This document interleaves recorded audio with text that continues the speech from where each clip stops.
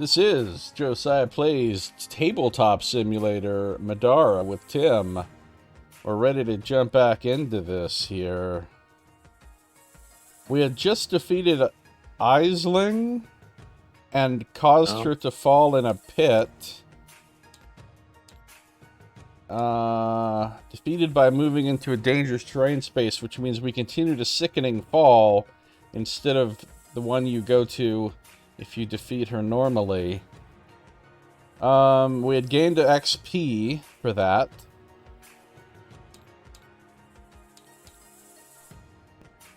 So we're on Sickening Fall, I believe.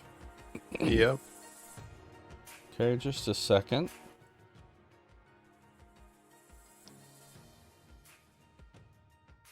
Uno secondo. That is not a word in Spanish. Well, it could be, but it doesn't mean what you think it means.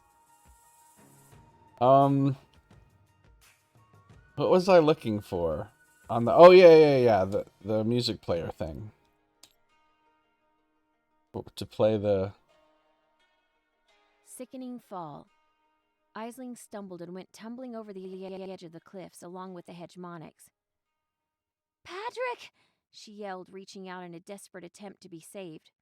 Her panicked screams were drowned out as she went over the edge, dropping the hegemonic in the grass. "Aisling!" Patrick yelled and dove to catch her but fell short. As Aisling fell, she wildly flailed in an attempt to catch herself on something. Anything.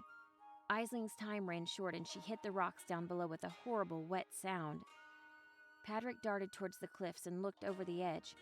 As Remy neared, she realized that her assumption of the outcome must have been true as Patrick quickly glanced backwards in disgust. Down below, Aisling's body washed away with fresh, crashing waves, dragging her body out to sea. Nightingale backed slowly as the group cornered her. To Remy's eyes, even defeat had not made Nightingale seem less mad. The Malum's dark form crackled around her head, turning rain to steam where it touched the black anathema. Teeth gnashed as she lashed out at Rook, trying in vain to shove him over the cliff and into the crushing surf below. There was no shock in Rook's eyes or betrayal, only guilt as he held Nightingale back with one arm. He didn't budge. "Night, stop!" Remy shouted, desperate. "You lost! Give up!" Nightingale twisted her head around to look at Remy, just a little too far. "Give up!" her friend repeated, anger abruptly gone from her tone. Nightingale fumbled for a dagger at her belt, drawing it in one hand. She held it out in front of herself, as though she were about to drop it. Instead, to everyone's horror, Nightingale jerked the knife towards her own throat. "No!" Remy lurched forward, but not nearly fast enough. Nightingale was too far away. Rook slammed into Nightingale like a mighty wave striking a sandcastle. She buckled without resistance, knife spinning away as she dropped the weapon. "Not today, bastard! That wasn't part of the deal," Rook shouted as he secured his arms around Nightingale. She thrashed and screamed against Rook's grip, scratching and biting at him in animal rage. Rook was unmoved. "How about giving us our friend back?" Recognition dawned slowly on Remy as she watched Nightingale struggle. Remy hadn't been fighting her friend. Nightingale had been possessed. It had been the Malama the whole time. "What happened?" Remy asked, mostly to Zeke. Neither of them could really do anything to help with Rook already holding her down. "She let the Malama puppet her in exchange for leading us to you," Rook said. "It promised to give her back once we got here, but it lied." "Oh God, because of me?" Remy covered her mouth. "Take this."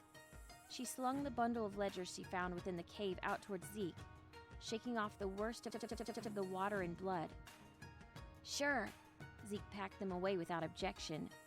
With that, Remy neared Nightingale's head and bent over to look into her eyes. The Malama spat at her with a snarl. Remy looked devastated. "Why would you do that, Nightingale? I wasn't worth it." Nightingale shuddered.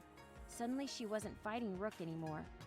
The girl peered up at Remy and Rook and all the anger washed away from her face. Nightingale started sobbing. "She's back," Remy said, pushing Rook off of her. God. Oh God, oh God. I'm so sorry. Zeke and Rook watched with their guard up as Remy rushed in, embracing her tearful, shaking friend. Nightingale was more than a little banged up. Between losing the fight and being forcibly restrained by Rook, she looked awful. Even so, her color had returned. The Malum's magical armor and sword seemed to have disappeared, and there was only green in her tear-filled eyes. Remy held her, letting Nightingale sob into her shoulder. Zeke reached down and picked up the hegemonic in the grass nearby where Aisling had fallen to her death. The artifact was still securely shut, and without knowing the combination to open it, it couldn't cause any harm. He tucked the small box into his bag. At least we got the hegemonics. Patrick threw him a disgusted look. Yeah, that's what matters, the goddamn hegemonics. Patrick began skulking back towards the cave they'd been fighting in front of. Come on, let's take shelter and head back after this rain lets up.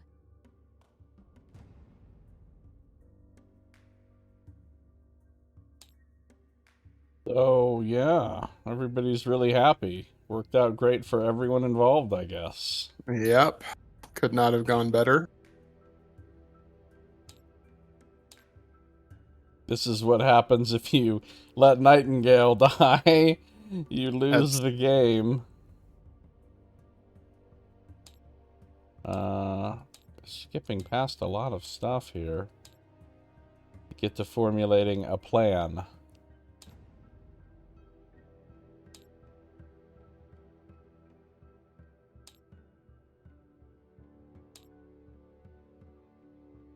Skipping past, skipping past, skipping past, skipping past, skipping past.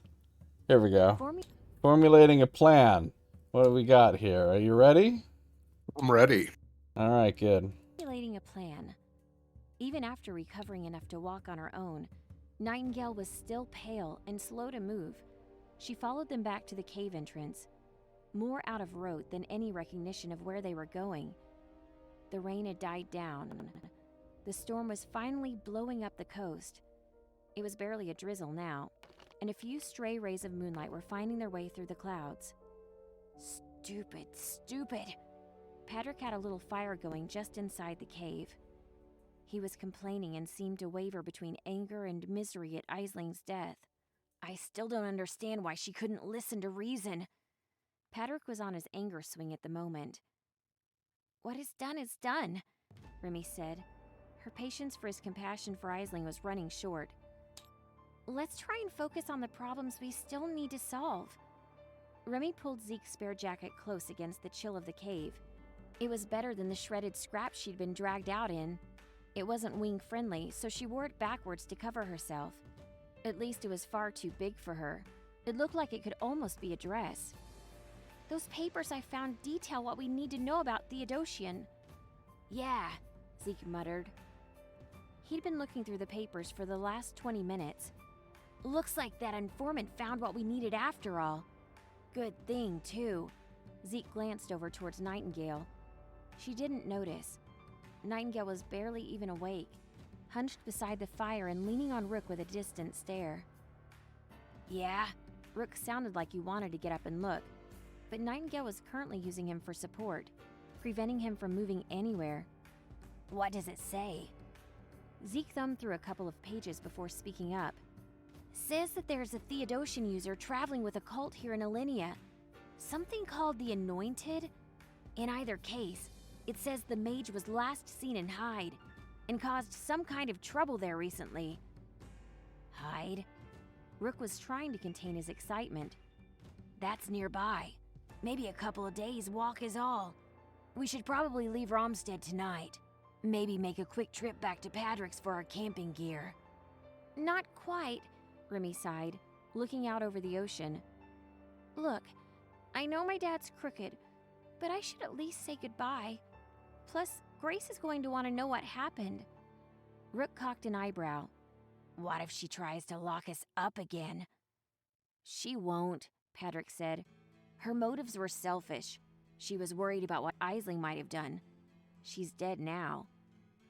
Patrick turned back towards the fire and paused before speaking again. She'll probably be happy.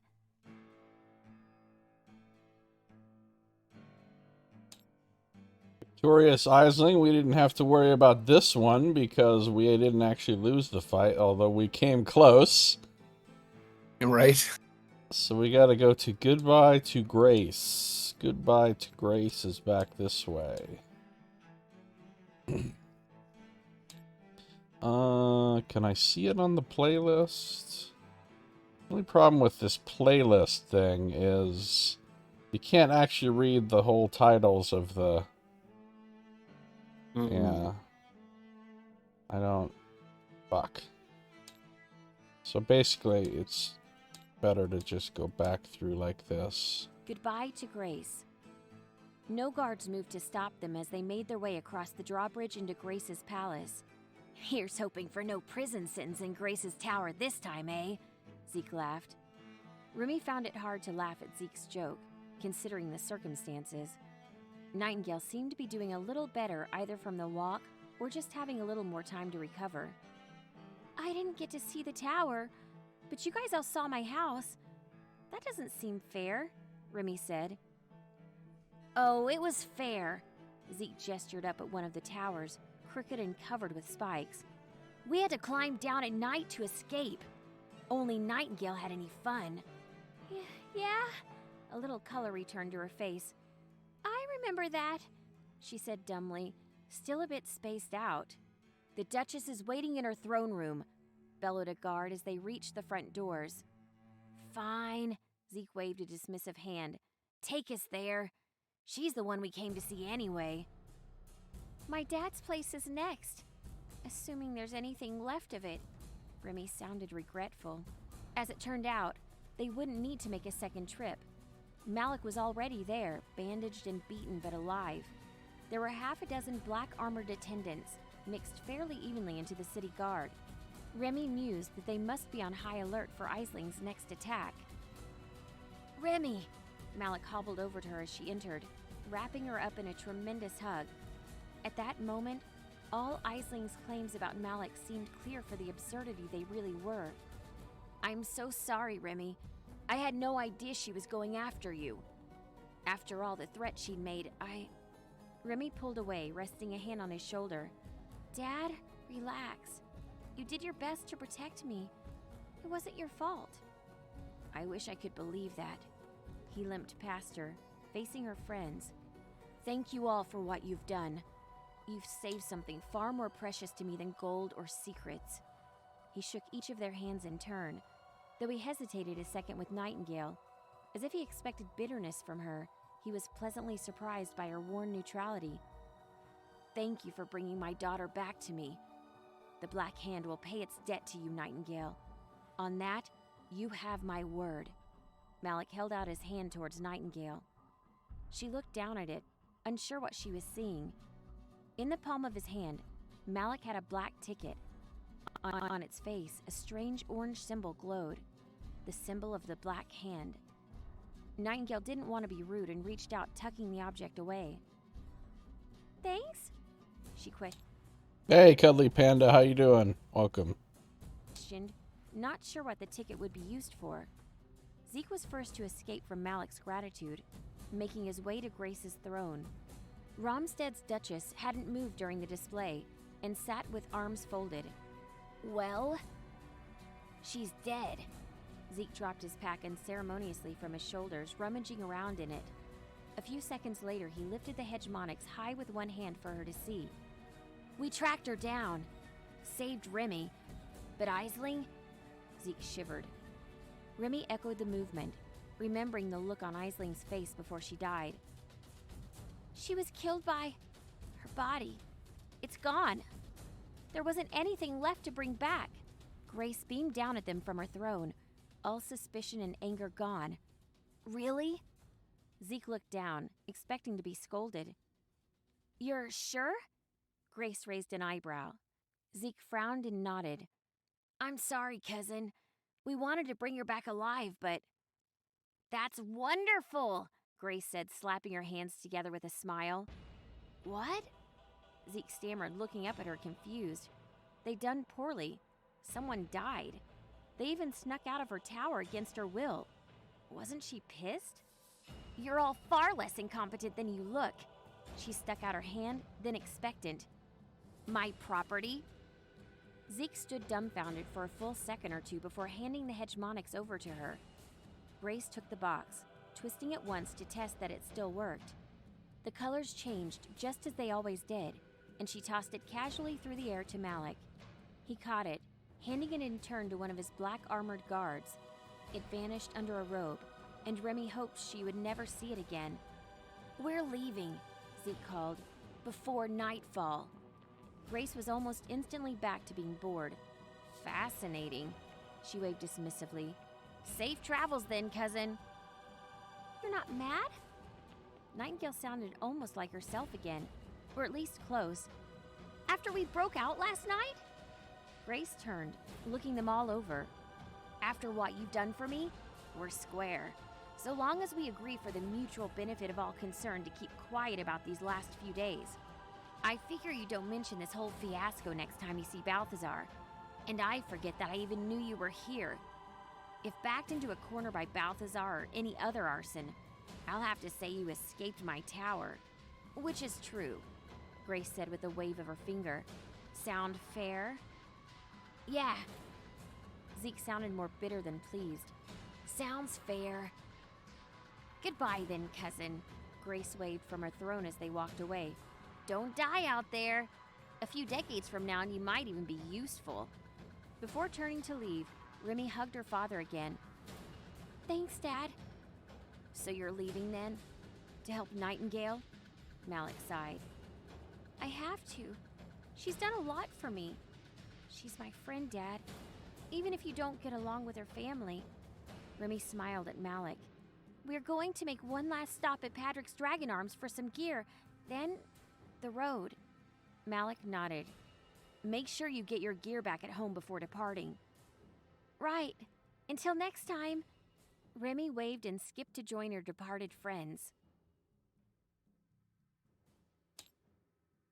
Okay, what do we have here? Reward. Reveal medium hidden card UM12 and gain the black ticket story relic. This is the ticket that Malik gave to Nightingale. Hidden card UM12, the black ticket. And we get soul judgment marked on our flag. It is a relic that gives you a counter and a dodge. I don't know if you're interested in using that, but I put it down there next to Nightingale. Soul judgment on the adventure sheet, which you've already marked. Okay. Yeah, I'm doing good, Cuddly Panda. How about you? And continue to spend that gold on page 136.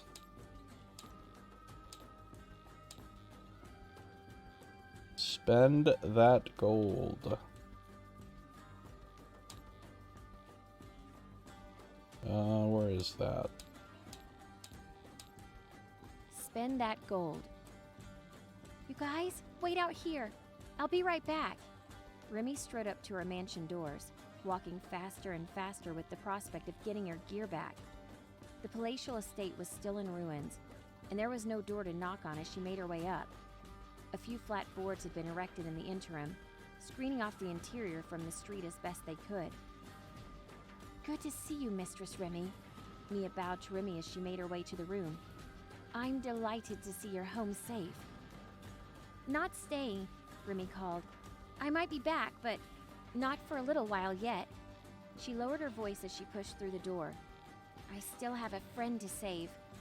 She put on some proper clothes, collected her things, and tucked the switchblade she had taken into her belt. She nearly turned to leave when she noticed something sitting on her bed. She might not have seen it at all if it hadn't meowed. There was a box waiting for her, plain cardboard with a dozen little holes. A note rested on top of it in Malik's dense handwriting. To my daughter, congratulations on graduating. I wanted to get you something special. And remember you saying how much you missed your cat from Earth. I brought him home for you. Don't tell anyone. Love, Dad. She dropped the note, holding herself by the edge of the bed a moment against the disbelief. Remy couldn't even imagine how he could have brought her cat. Remy slipped the note away into a pocket and nudged the box. Gage? Something meowed again from inside, and the whole thing rustled around. She pushed the lid off the top of the box, and sure enough, her cat was waiting inside. Well, almost. Like her, Gage had apparently passed through the advancement. He was about the same size, though there was something different about his eyes. His ordinary gray, tawny color had changed to a more exaggerated stripes, with white fur almost like a skull around his face. Gage hopped out of the box, sniffing Remy's outstretched palm. He licked one of her fingers, then meowed again in satisfaction. You remember me. So Remy got a cat. Man, Remy has been reunited with her pet from Earth. Reveal small hidden card UM10. UM10. She's got a pet now, which goes in the companion slot.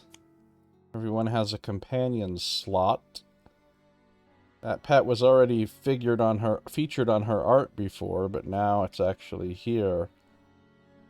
Remy only. Exhaust. Before rolling for a dodge, if the attack misses, gain +1 stamina point. So basically, she has to decide to use it before she dodges. And then if it works, if she actually does dodge, she gets stamina point. That's pretty nice. It's exhaust, so she could use it once every round. That's pretty good. Yeah. Okay, after that, she regains her original inventory plus any items earned from the last 2 encounters. Nice. Oh, did we actually get our consumables after beating? I think we did, right? We after did. Okay. Yeah. Alright, and what about our gold? We're at 152. Let me add that to our thing real quick and restore the loot deck. 152. 177 is what we're sitting on. Oh, whoa. Crazy shit just... Oh, that's you. You're clicking that to go to the next thing? Yeah. Is this the one it said to go to? It is. I owe it to your sister? That's the one. Okay, let's see.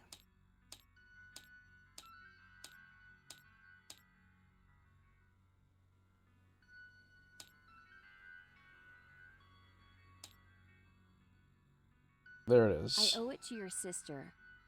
Even with Patrick's absence, the inn seemed to be bustling with activity as they made their way through the foyer. Charlotte glowered at them as they walked inside. Finally decided to show up? Yeah, Patrick answered his employee. I think I'm going to be taking a break from Romstead for a bit, though. Charlotte, you're in charge until I get back. What? Charlotte yelled. What did you guys do to Patrick? The girl was pointing to an over-exaggerated pose from behind the counter. It's not about them, Patrick lied. I just need to take a break. Help them out, would you? Patrick walked in the back of the inn and disappeared from sight for a moment before returning with a bunch of gear and camping equipment. Princess Nightingale, I'll be accompanying you to hide. Nightingale looked up at him and felt she wanted to smile, but she just couldn't muster any excitement. The ordeal she'd gone through left her numb. Patrick apparently could see she was struggling and simply continued. I owe it to your sister Shaylis to make sure that you remain safe. Great. I better get a raise for this. Charlotte turned to address the rest of the group. Buy what you'd like before you go. Looks like I'm in charge now, though. That means the prices are as marked. And keep that thing off the counter. Remy quickly picked Gage up and set him back down on the floor before they began shopping. So Patrick has joined the party permanently. Now, you know what's interesting is this doesn't always happen. Really? Okay. If things go down differently with Aisling and everything, then you've got some decisions to make. Depending on the decisions you make, Patrick might not actually join the party. He might leave. And then, interesting. yeah, so there's different people that can join the party as you go through this, and they're not automatic necessarily. It depends on your choices. So, mark the story flag experienced guide on the adventure sheet. Did you already do that? No? Okay, so we got that. We'll reveal large hidden card UM13. UM13. The hell? This is not supposed to be here. She's already got this, right? Yeah, she's already got this. So UM13 is his actual character sheet as a character, so that we can get rid of all this business. These items stay. We can get rid of all this business because we're no longer using him as a command combatant. Now, we still only get to have 4 party members at any given time, so we now have an extra person that we can choose if we want to. But, what does it say here? If you have prized possession, which we do, reveal medium hidden card UM14 and gain the Idolater's story weapon.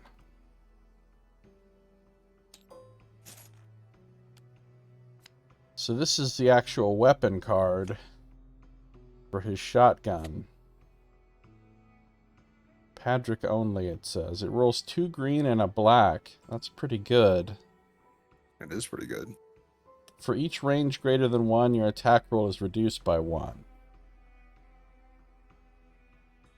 Can make 2 separate attacks against the same target, then flips the card. Then you can re-equip. Also can push. And it also gets books for damage and shield, and that's a beefy damage weapon right there. If you flip it, it goes to 2 red dice and you lose that property, and you have to spend 2 stamina points to unflip the card. Or it looks like if you hit with a star, you can unflip it for free. Yeah. But you notice it becomes a melee weapon when you flip it. So like it's out of ammo, you have to just beat somebody with it, or you spend the 2 stamina to reload essentially. So, Padrick joins the party with 1 random common armor, 1 random common core, the Idolater's story weapon, and 45 gold. So let me just add the 45 gold right now. I will get the common weapon and common core, or common armor, common core.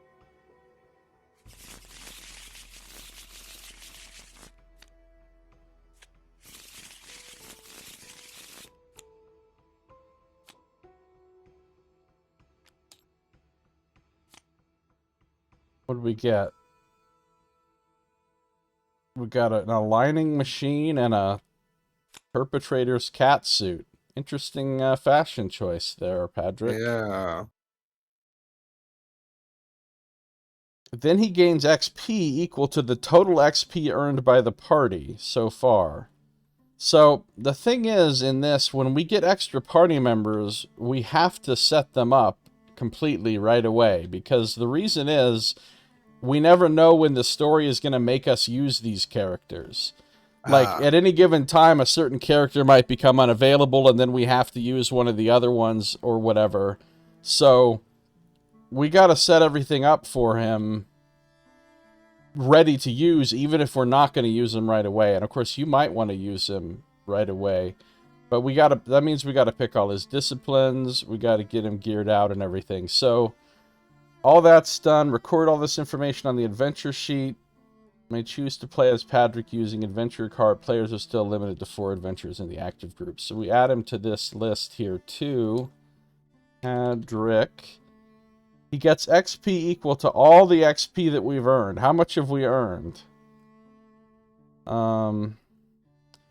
Let's see. That's 3, 7, 12, 17, is that right? Is 17 what you've got in disciplines? 17 in disciplines, 5 on the sheet, so 22. So 22, yeah. And the rest of us have 5. I'm not sure if we can do anything with that or not. But now we go to Story Round Dragon Arms. Way back on page 128. Holy crap.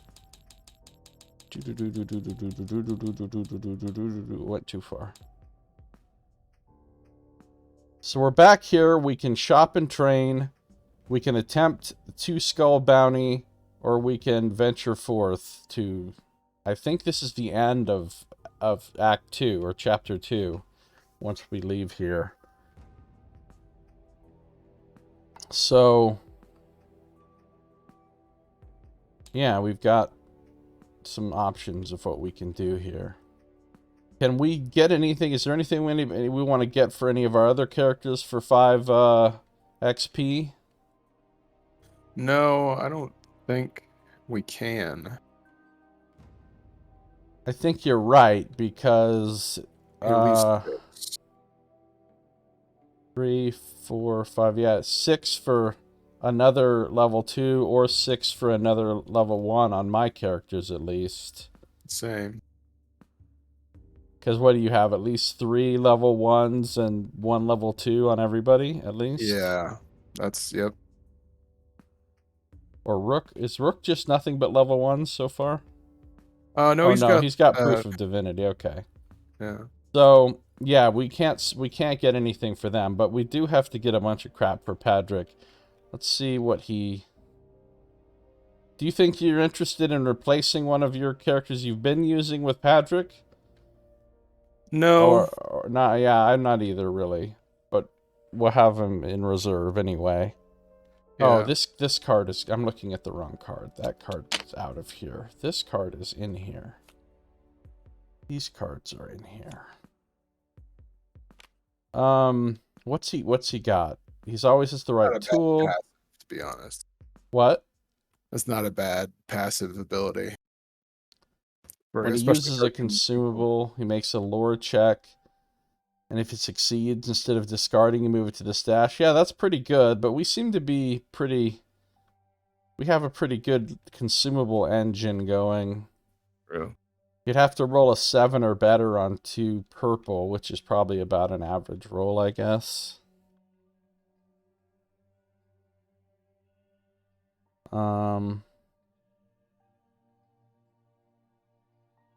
He's got a weapon. At any time, he cannot be targeted this turn. Do any of our other characters want to trade out for this cat suit?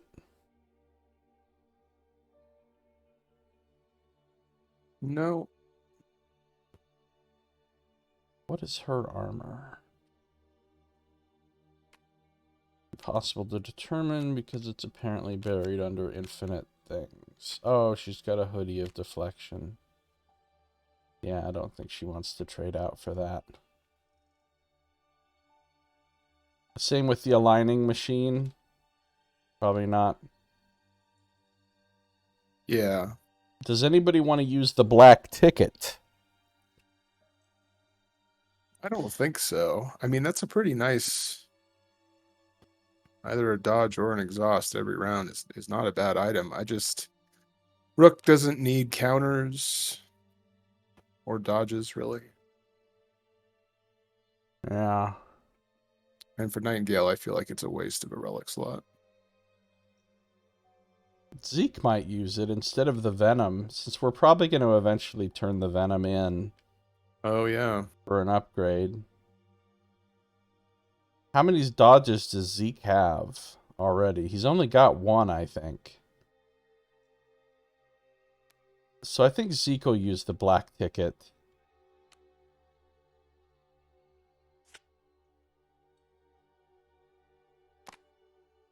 For now. Okay, so basically...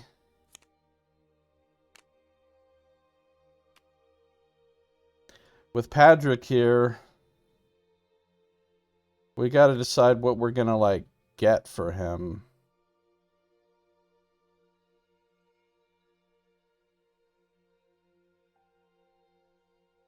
As far as disciplines and stuff. Oh, and I have to re-equip Remy. We have this runed switchblade now, too, that someone could use if they... It has a teal casting upgrade. Oh, that's nice. Yeah. But unfortunately, she's using a two-hander. Oh, she's already got a teal casting upgrade. What is his casting upgrade? Also teal? Yeah, everybody over here is teal. So the people that actually cast spells already have a teal casting upgrade, so this isn't an upgrade for anybody, really. So the rune switchblade we might actually just sell. Because I don't think anybody's going to use it. We've also got the Black Hand Nightgown, which is pretty nice, but then you can't have an armor or a core equipped, which is... What is this, an accessory? Oh, yeah. I mean, I guess you could equip an armor and a core with it and just use it for its exhaust power, which is pretty damn good because it's another forebode by itself, right? Right, yeah. An extra forebode for anybody could be pretty good. And it doesn't say it's a Remy-only item, so... I'm gonna put her stuff back on, though. That she had.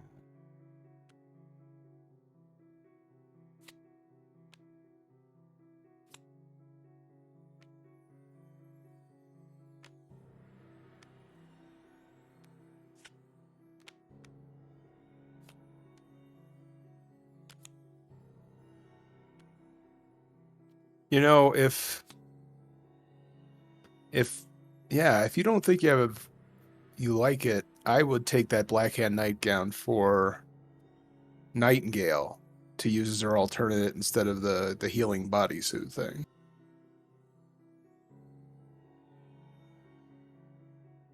Okay. Yeah. Yeah, that's fine.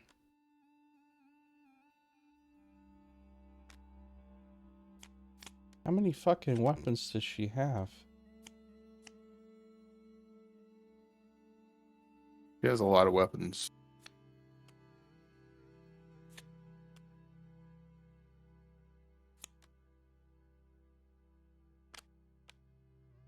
Oh, she has 2 thief daggers now. That's right. Does somebody else want to carry a thief dagger around? Just to pull out and throw at somebody if you want to? Yeah, Rook will take one. Or would you rather have this Ivory Axe of the Isles, which you can do the same thing with, but you could also wield it more effectively? Okay, perfect. Alright, so yeah, you can have that back. She'll carry both of the thief daggers. And the fight drive. She's got her consumables. Now I gotta readjust her stats. How much health should she have? 12, 18, 19, 20 health. And no armor, I don't think. And a speed of 8. And a defense of 11. I think her numbers are good now.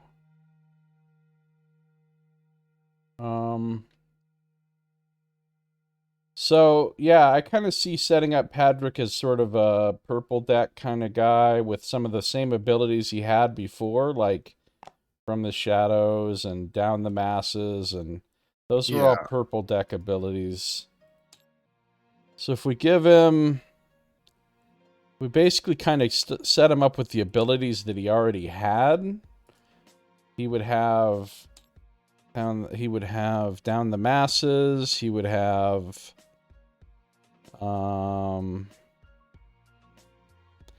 kill the messenger.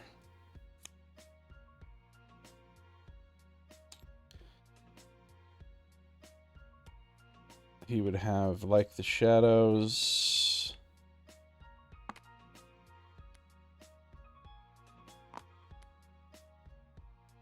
There's only one false idol, and I kind of want to save it for Remy.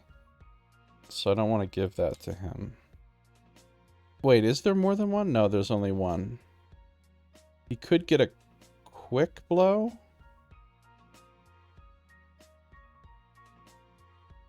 Could get a quick blow. Is that just the exhaust to make an attack? No, false idol's the exhaust to make an attack, but it's level 2 and there's only one of them. The quick blow is make another attack for 1 stamina point as a follow-up. So if he buys all these, where's he at for XP? 3 plus 4 is 7. Plus 5 is 12. Plus 5 is 17. 17. Same spot as all of us, basically. Oh, good. So he's done then for now. Other than if we want to put any other gear on him, because... Well, I'll toss him the bodysuit that I'm not using. Okay. Do we want to get anything else? Do we have... What else do we have sitting in our stash? Because we have a lot of crap in the stash. We do. Is his weapon like a two-hander? It is, right. Oh, and we've also got these other items here. So let's... You know what I'm going to do? I'm going to move him kind of over here for the moment. Put that up there. I'm going to pull whatever we've got in the stash out of here. How do you pull everything out of this? Maybe we don't need to pull everything out of the stash. But we do have certain things in here that we might want to pull out. Like a doom brake. We've got another aligning machine. We got a plank here. Got some phase tokens. We've got one of these guys. Wait, why do we have 2 doom brakes in the stash? I think because we flipped them and then each, through looting, had an opportunity to send it to the stash. I see. Some throwing knives, a juice box, one of these things, one of these things. And there's some more crap in there, but like we've got all this junk. There's probably a few items here that are a few of the non-consumables that we probably want to sell. We probably want to sell the ruined switchblade. We do have another fate engine here. I don't know if you want that back or what. This extra aligning machine we probably want to sell. What's up with this fortune cookie? It's a relic, right? Yep. I don't like it, really. I don't like the fact that you can only use it once. It's flip item. Yeah, and then it's just useless. I mean, if you could use that every round, it would be really good. But as a... Or even once per encounter, it would be good. But as a flip item, I don't know. Then again, Rick Padrick doesn't have any relics yet, so we can throw it on him. Yeah. We could also load him up with the fate engine, get some conviction upgrades going. Yeah. Now, you took one of the doom brakes back, right? I did, yeah. Oh, now Zeke's given up his doom brake slot for that black ticket. How do I feel about that? Well, you know, I might just... put the doom brake back on him, keep his fight drive, put the sickle venom. We'll throw the sickle venom on Padrick for now, too. We can always turn that in for an upgrade if we want to, but for now, Padrick can have it.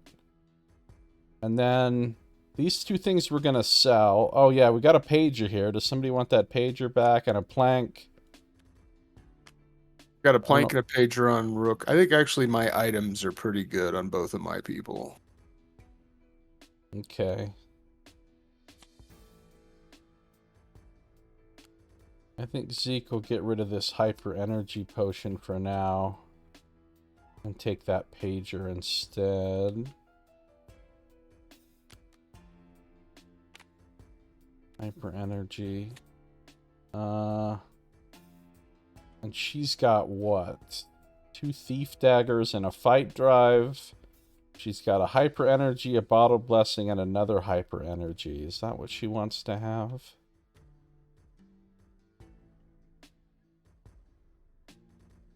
I guess so. So let's just load Patrick up with some crap. We'll give him one of these, and one of those, and one of these, and one of these. And some throwing knives. Oh, right, he's got that thing where he can reuse consumables, so yeah, that's pretty cool. Yeah. If we end up using him. And, just a regular juice box, maybe. You can put the rest of this stuff here, back into the stash.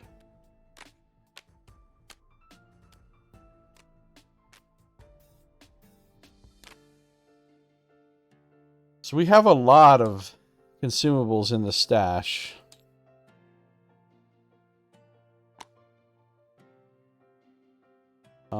These cave sickles can get out of here.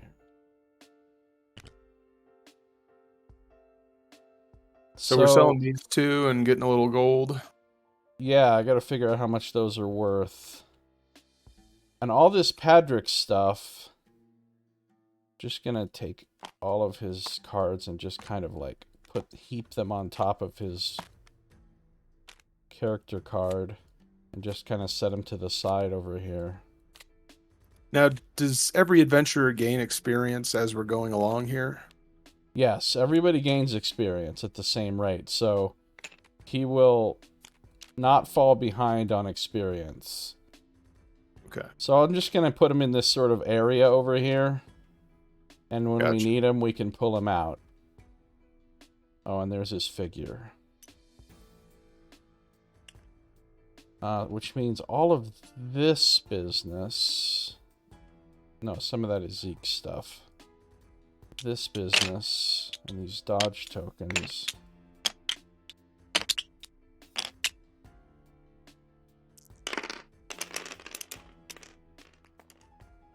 Priority target can get out of here. Poison can get out of here. We know we're not buying this oversized club. It can get out of here.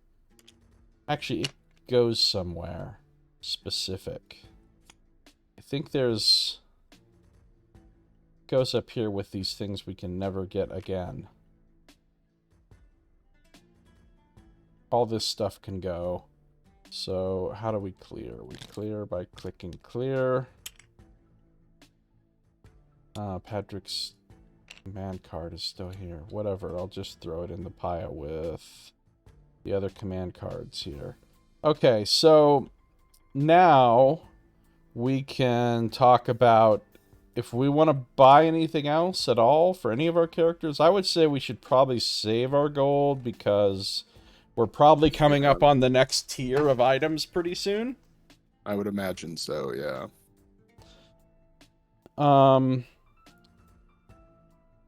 So then the next question is, do we want to try this bounty?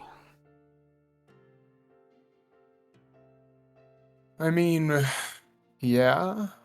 Because we've had the opportunity to do 2 Skull Bounty a couple of times, right? Yeah. We're pretty strong now. I think we could probably do it. Do you want to resolve this with these 2 items here? Oh yeah, how much are these worth? This is a uncommon unique and a common core. I gotta look up how much they sell for. Selling items, help me out here, rulebook. Help me out here, Foxit PDF reader. Selling items, page 27. Okay, so what did we have again? We've got a common regular item and an uncommon unique. The common regular is worth 10 gold. The uncommon unique's worth 30 gold. So that's 40 gold in our life here, which gets us up to 262. And then the unique one goes away forever, right? Same pile. Yeah. This common core can just go back on the pile of common cores. Alright. So, yeah, we were gonna try the bounty, huh? Yeah, let's give it a shot. Alright, so we have to go to the bounty book. Let me save the game real quick, since we're at a good spot here where everything is nice. Games, save and load, save, him 30.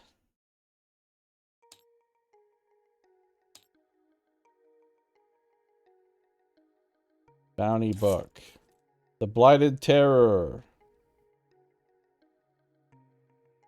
I don't think I've ever done this bounty at this point, but I think we could probably do it. Intro, The Blighted Terror. I don't know if this is a thing that we can have read to us. I don't think we can. It reads, Simon pressed himself against the wall of the alley. His chest was pounding and his breath came in muted gasps as he stared at the carnage. He couldn't tear his gaze from it. Blood ran freely down the street. An arm lay on the cobblestones, the rest of the body in tattered ribbons of meat and organs. He couldn't make sense of the scene. His mind refused to comprehend it. Above the body, a blighted guardian crouched, feeding messily on its kill. It ripped and tore at the corpse. Gore trailed from the corners of its mouth as it suddenly looked up. Simon was sure that it saw him. He was certain that he would be next. He could feel a whimper welling up in his throat and fought hard to force it back down. His whole body was a rictus of fear. If the monster decided to come for him, he would be an easy target. It was bigger than any blighted guardian that he had ever seen. Covered head to toe in exposed, ropey muscle, Simon could see each powerful movement it made in detail. It rippled in the dimness of the evening. Something else about the monster was off. It seemed almost intelligent. Rather than attracting more attention like a normal blighted guardian might, it stayed quiet as it tended to its kill. Simon continued to stare as the blighted guardian feasted. Soon, however, the meal was interrupted. Someone came out of the nearby inn, the same inn that Simon himself had left what now seemed like a lifetime ago. It was Piper. Oh God, why Piper? He couldn't stand the thought of her being torn apart, screaming in agony as the monster devoured her. Piper saw the scene and let out a shriek of fear. Something inside of Simon snapped as the horrific creature turned its attention to Piper. "No! Run!" he called out to her. He couldn't let her become a victim of this blighted terror. Piper, however, stumbled backwards, falling as she did. Simon broke out of his stupor and dashed to her. She grabbed his hand and they ran. They tore through the streets, not looking back, not looking at anything. All they saw was the image of the horror they had witnessed burned into their minds. This can't be real, Simon told himself. It's all a nightmare. I'll wake up and everything will be fine. He knew it was a lie. All he could do now was to keep running. His chest burned and his head felt light. He didn't know where he was going anymore. Piper was ahead of him now, and he followed without question. Hopefully she knew where they were headed. Suddenly, Simon felt his world tip on end. His foot caught on a cobblestone, and he fell hard, smashing his face into the ground. He could see Piper hesitate for a moment through his blurred vision, then turn and continue running. A small smile worked its way onto his face. Good, he thought. Get out of here. Be safe. I'm sorry I never told you how I felt. Simon struggled to turn onto his back. If he was going to die here, he would at least die facing the beast. He immediately wished that he hadn't, and he felt what bravery he had wash away at the sight of the creature bearing down upon him. It stooped over him and studied him through eyes filled with uncanny awareness. He could feel the heat of its putrid breath on his face. It was like the winds of hell billowing over him. Behind its grotesque features, Simon could see something human in the creature's face, like it was aware of the fear it was causing. A wretched smile stretched across its thin lips, and for a moment Simon dared to hope that the monster would leave him alone. It didn't. The last thing that Simon knew was the unbelievable agony of evisceration as the monster tore into his body. Once it was done with him, the blighted terror disappeared into the night, free to continue its blood-soaked reign unchecked. Someone would have to deal with it, or the bodies would keep piling up. This sounds pretty scary. Maybe we shouldn't do this. Hey, Amaranth, how you doing? Good to see ya. Continue to search for the lair. Okay, so we go right into an encounter here.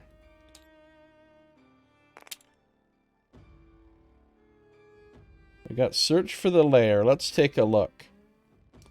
We got a blue thing there. We've got an earth loa, a bridge, which I'm sure is perfectly safe. Starts us right off with some fragors in our face. That's always lovely. Down there we've got a cliff, a couple water loas, a red totem. We got some pits. We got a blue objective. We got a green totem. Now, do we have the correct... Oh, we don't... I don't think we have the... Oh, maybe we do. Cardinal Earth Loa is the correct kind of... And Crystal Water Loa. And I don't think we're supposed to upgrade to any worse type of fragors yet. I don't know if there even is a worse type of fragor. Oh, there is. Vibrant fragor. Which we don't have to worry about until...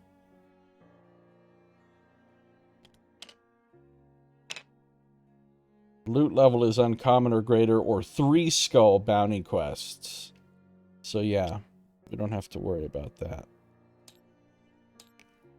So we got some monsters. Where are we setting up? We're setting up in those 4 squares. Okay. Put Remy here. Put Zeke here. Which monsters do you want to control? I'll take the Fragors and the Earth Loa. Alright, I'll take the Water Loas.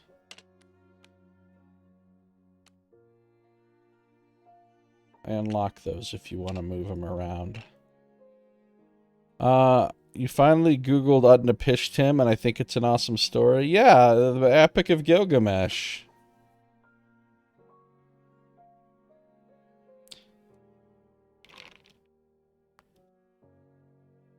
Spoiler alert, there's a flood. I don't feel like you actually have to do spoiler alerts for the Epic of Gilgamesh. Enough time has passed, right? Like, I don't think you have to do spoiler alerts for, like, the Book of Genesis. Spoiler alert, 7 days. It took him 7. Yeah. On the 7th day he rested. Spoiler alert, they get kicked out of the garden. So we're ready to shuffle the initiative track, I guess. Okay, before we mess with anything, let's check and see if there's any special rules we need to be aware of. Oh, what does this say? Following tips from the locals, you're greeted by the serene sounds of a slow-moving river. To the north, you hear water crashing against the rocks far below, and a rickety old bridge spans the chasm. The bridge doesn't seem safe to cross. Yeah, no shit. But you need to find where this blighted terror is hiding. There are no safe bridges in this world. Alright, we have to get to the blue exit, or we're defeated. Perilous bridge. If 2 figures occupied, it's exactly the same as the last perilous bridge, I think. Okay.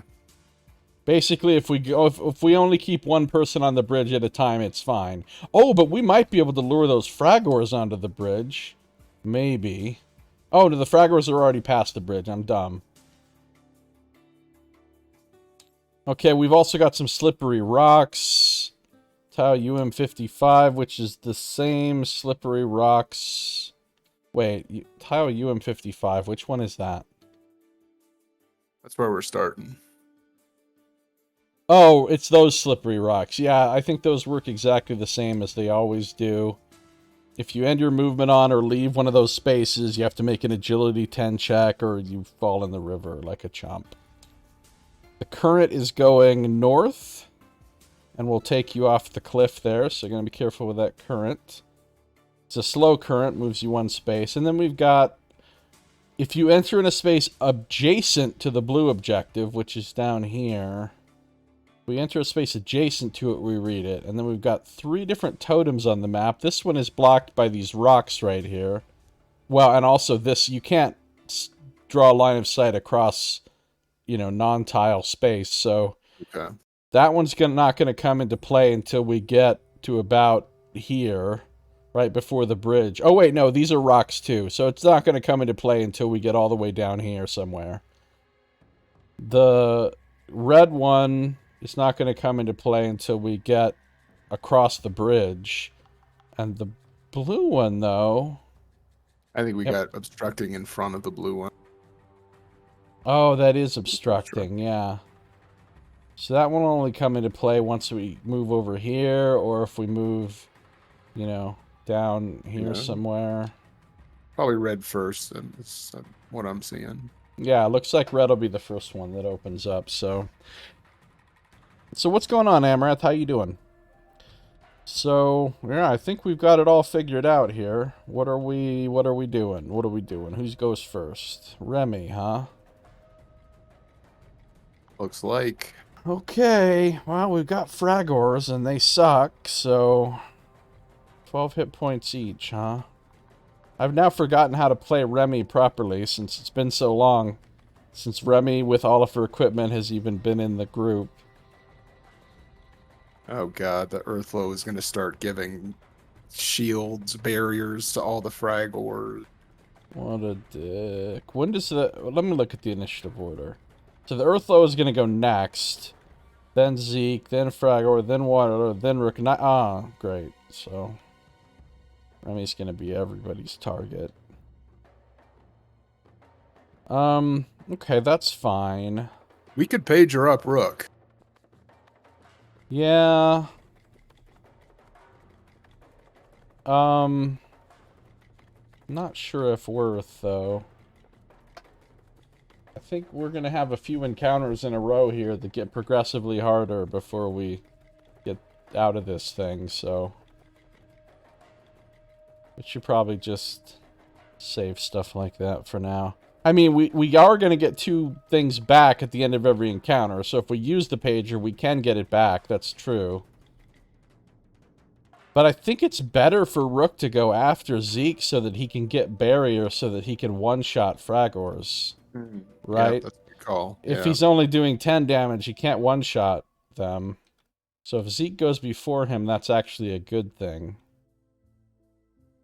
Remy will just go in here and do her thing. She's got the scimitar swallow. She can attack 2 targets.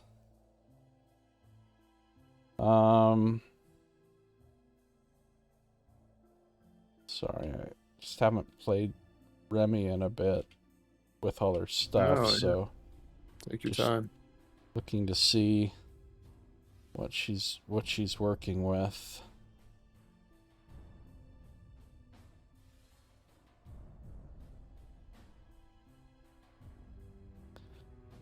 Alright. Wait, is Conviction 2 purple really what she's got? She has no Conviction upgrades? Oh, she does have 2 white Conviction upgrades. Okay. Good. Alright, and her speed is 8. What's the story with these stupid rocks? Maybe she'll jump over the rocks.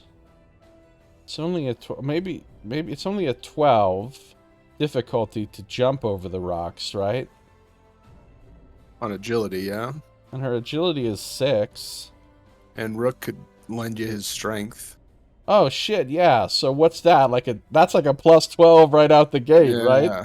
Yeah, So plus auto 6. success. So she'll just toot toot toot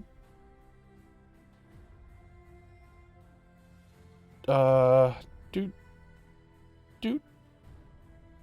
She'll move to here for now so she can hit 2 of them. She's going to attack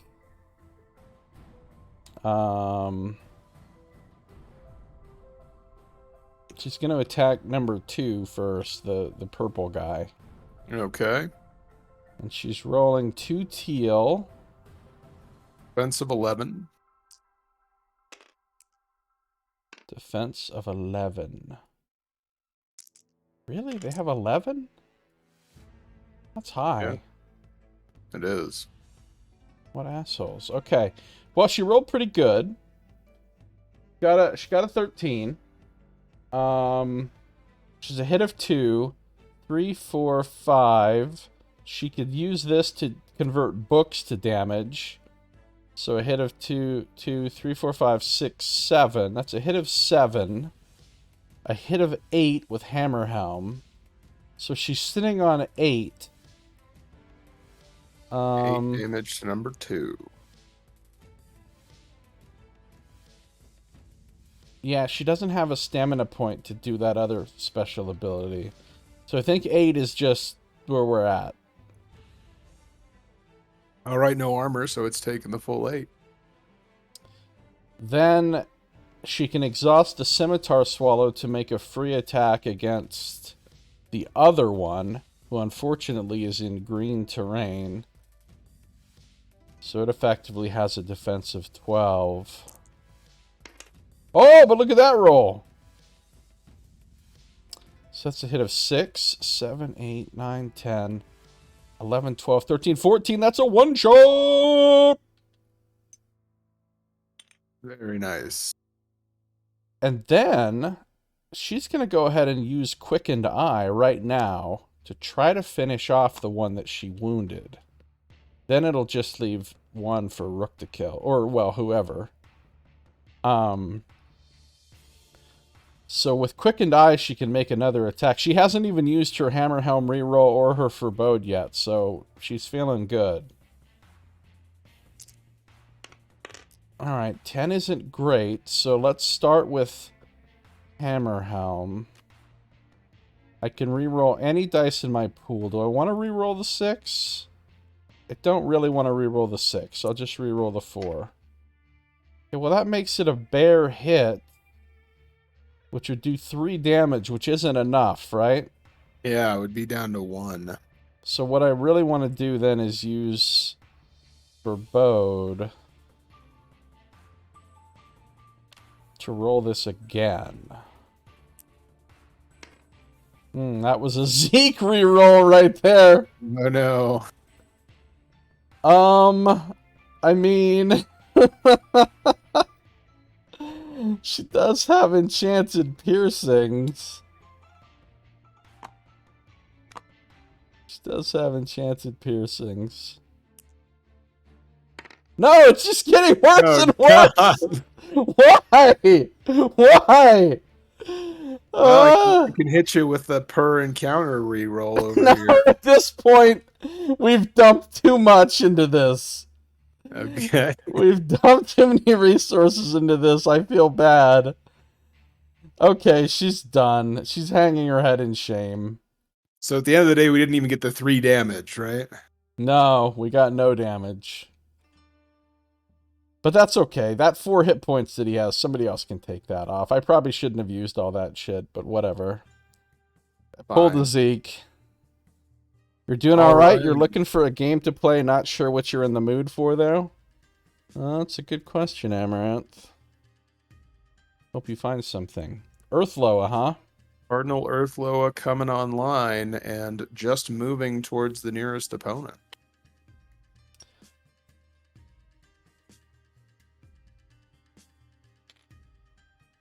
If we could just get one of the Fragors onto the bridge, then good things would happen. Bruce, we don't really want the bridge to collapse, do we? Because No. that'll make it a pain in the ass for all of us getting across there.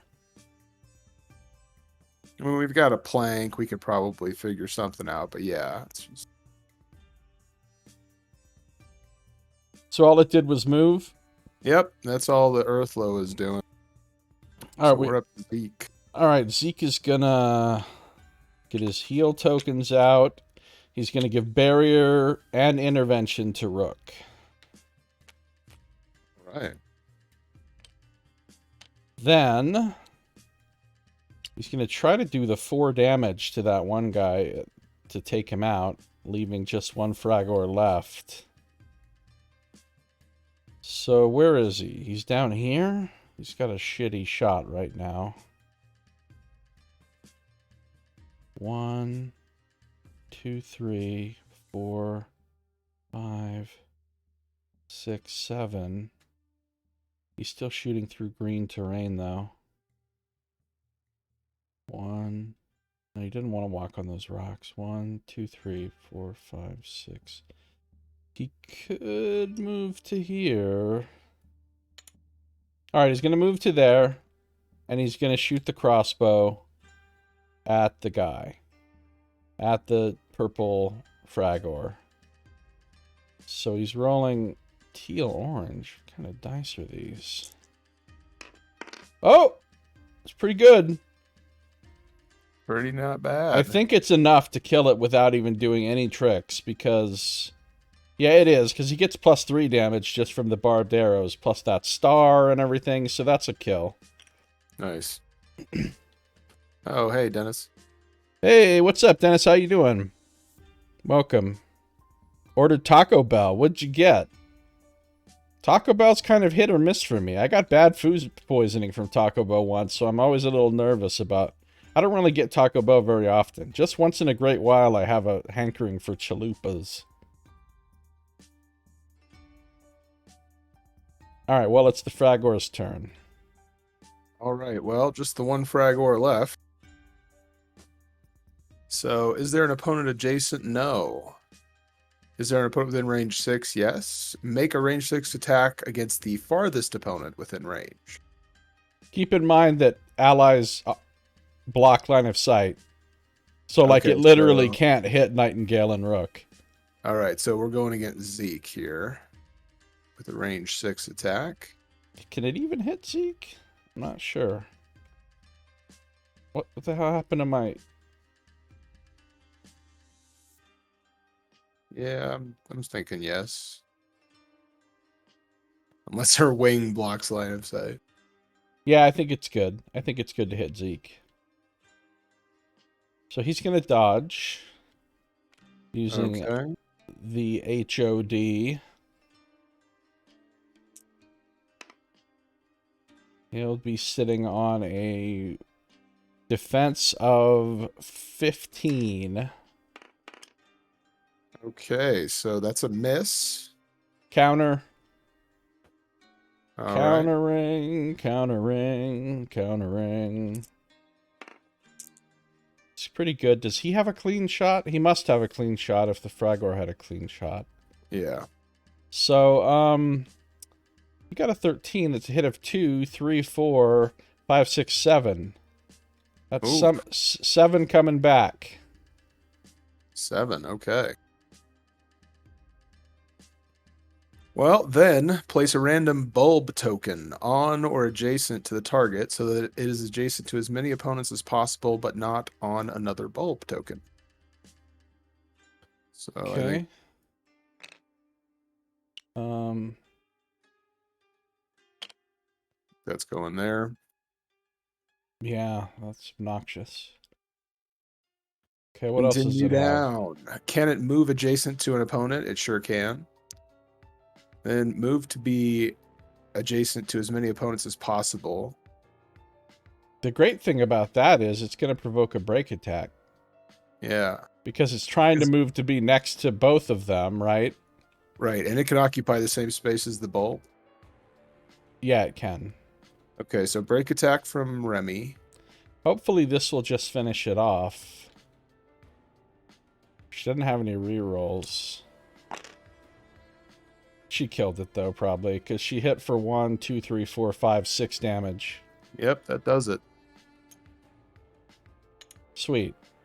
No more Fragors to deal with. Let's grab a loot card. Oh, where's our... We're still on common loot level, right? Or what's the loot level for this map? It is common. Yeah. Okay. Common loot level. Draw a card. We got 7 gold on the board.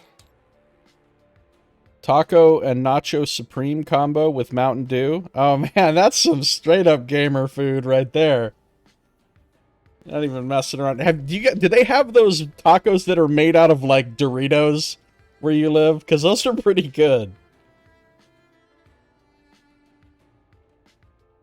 What are we on? Waterloo's turn? Yep, looks that way. Resident Evil. Have you had those Doritos Locos Tacos? Yeah, I like the Doritos Locos Tacos. Yeah, they're not bad. I mean, what's not to like, right? It's literally just Doritos. Yeah, I mean, they're kind of overpriced for what they are, but they're still pretty good. Okay, so the lowest I don't think you're going to do shit, right? Because they don't have any opponents that they can attack Yeah, from I where don't they think are. they're active. So yeah. Now it's up to Rook. And he has his barrier and he has his intervention, so he can go nuts. Of course, we got that fucking bulb there.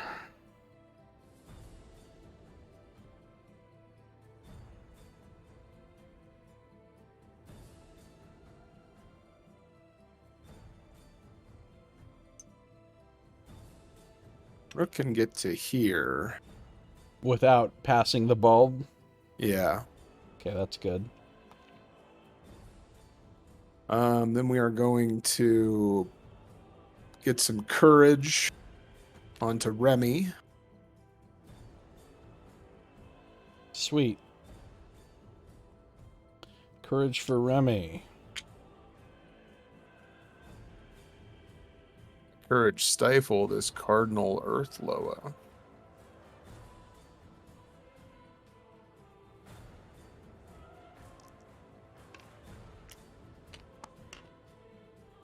Alright, so that's going to be Force 11. Oh, what a dick. You could forebode that. Yeah, we're going to forebode that.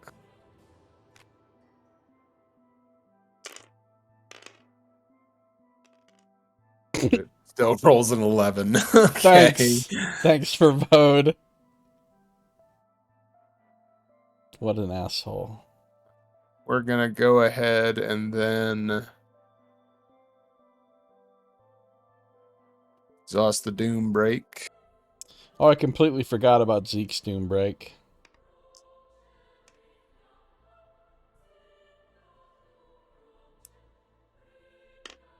Oh, thanks, Doom Break. If you want to use intervention token on that, you can. Oh, yeah, because that's... I think I will. Okay. Doom Break is still here. Nice. And then what do we do? Can't get adjacent. Okay, yeah, that's it for Rook. All right. Who's next? Nightingale. Nightingale.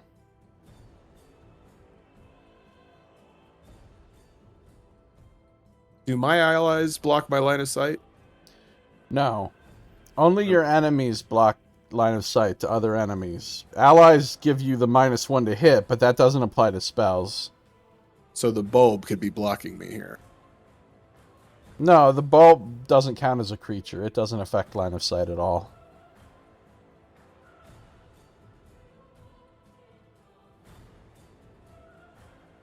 I haven't had Mountain Dew in a long time. There was a time when I loved Mountain Dew and drank it a lot, but that time is long past. Nightingale moved to there.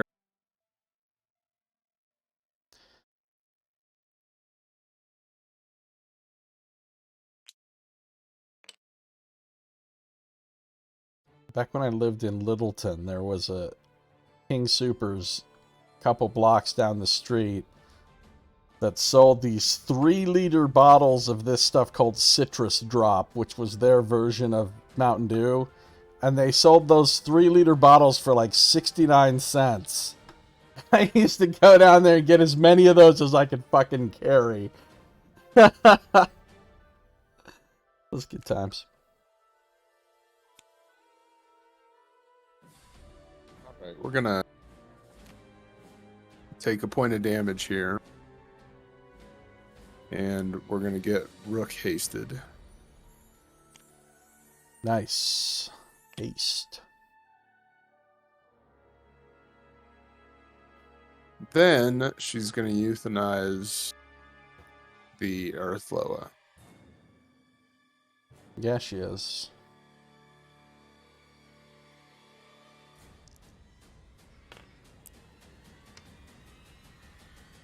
Okay, so that is a 14. 14 is good. I think we're gonna go ahead and... Oh no, we don't have stamina right now to do this. That's fine.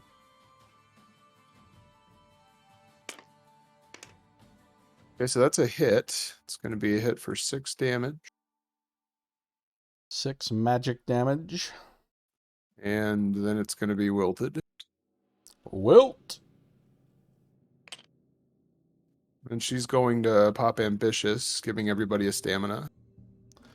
Everybody gets a stamina point.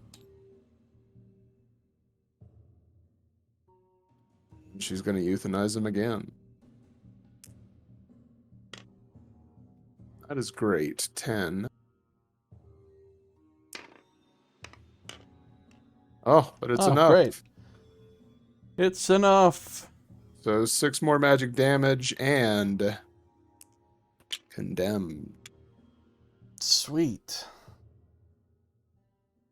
I mean, at this point, you could just guaranteed kill it with fortune telling when it turn starts if you know, Yeah. if you want to. Not sure what tougher stuff we may have spawning on us on this map, though. Right. I keep looking over here. The book isn't over here. It's over here now. Yeah, I keep making that mistake too. And I don't even know what I'm looking for over here, to be honest, so, yeah. Actually, That's what it I for was the looking round. for. Yeah, that's it for the round. So what do we got? Waterloas, they ain't gonna do shit yet, so it's on to Remy. Remy unexhausts everything. She's got courage. She's got 4 things. Well, that's good. She's gonna... I mean, should I even bother doing damage to the Earthloa? How likely is it that you think you're gonna... Well, let's look at the initiative. What's the initiative gonna look like? Remy and Zeke are gonna go, then the Earthloa, then Nightingale and Rook. Do you think you're just gonna use fortune telling to kill it? Because if so, I won't bother. Of course, it's already taken 12 damage and it's wilted, so... Yeah, let's just kill it. I mean, like you said, we don't know what's coming up, and it seems just like a gimmicky to use fortune telling right now. Yeah, let's just beat it down. Okay, so she's going to...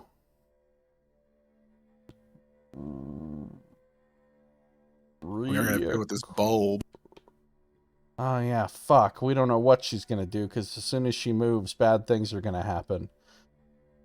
Well, she's going to try to move. So, let's start with the bulb.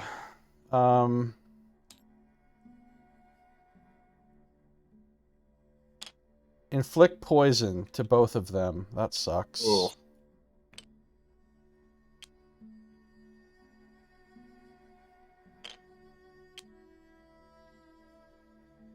So they're both poisoned.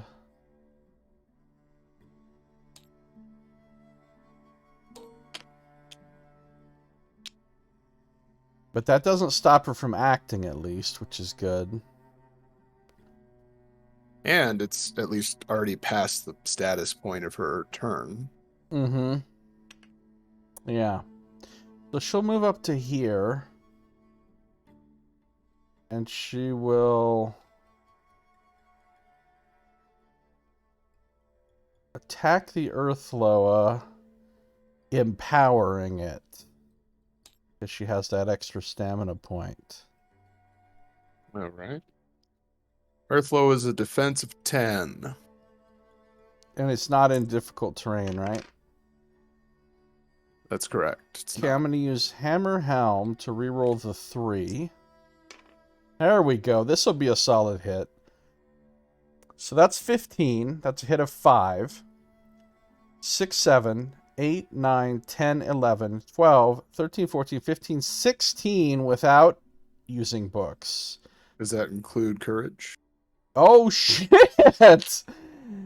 17, 18, 19 without using books. Minus its 5 armor. So 14, that would put Plus- it at 26. Plus wilt. Put it at 28. Oh, I could just use books then and finish it off. That's Yeah, true. so I'll use the top heavy axe and do an extra couple, so it's dead. Wow. God. Beefy Yeah. hit. That was a beefy hit. But only Even because with of the its wilt. 5 armor. It wouldn't have killed it if it wasn't for the wilt. And the courage, obviously. The wilt and the courage combined made that possible. Feeling So, that synergy. let's draw a loot card. 5 gold. Feels a little light. Yeah, loot deck. You better start showing up here. Feels a little light. You've set Well- expectations in the past. That's the end of her turn. Okay. Now the bridge is clear for everybody else to go across. And it's Zeke's turn. Hey, Sin, how you doing? Good to see you. What's going on, man? Hey, Sin. All right, so what Zeke's going to do is he's going to give barrier and intervention to Remy. Actually, he'll give the intervention to Nightingale.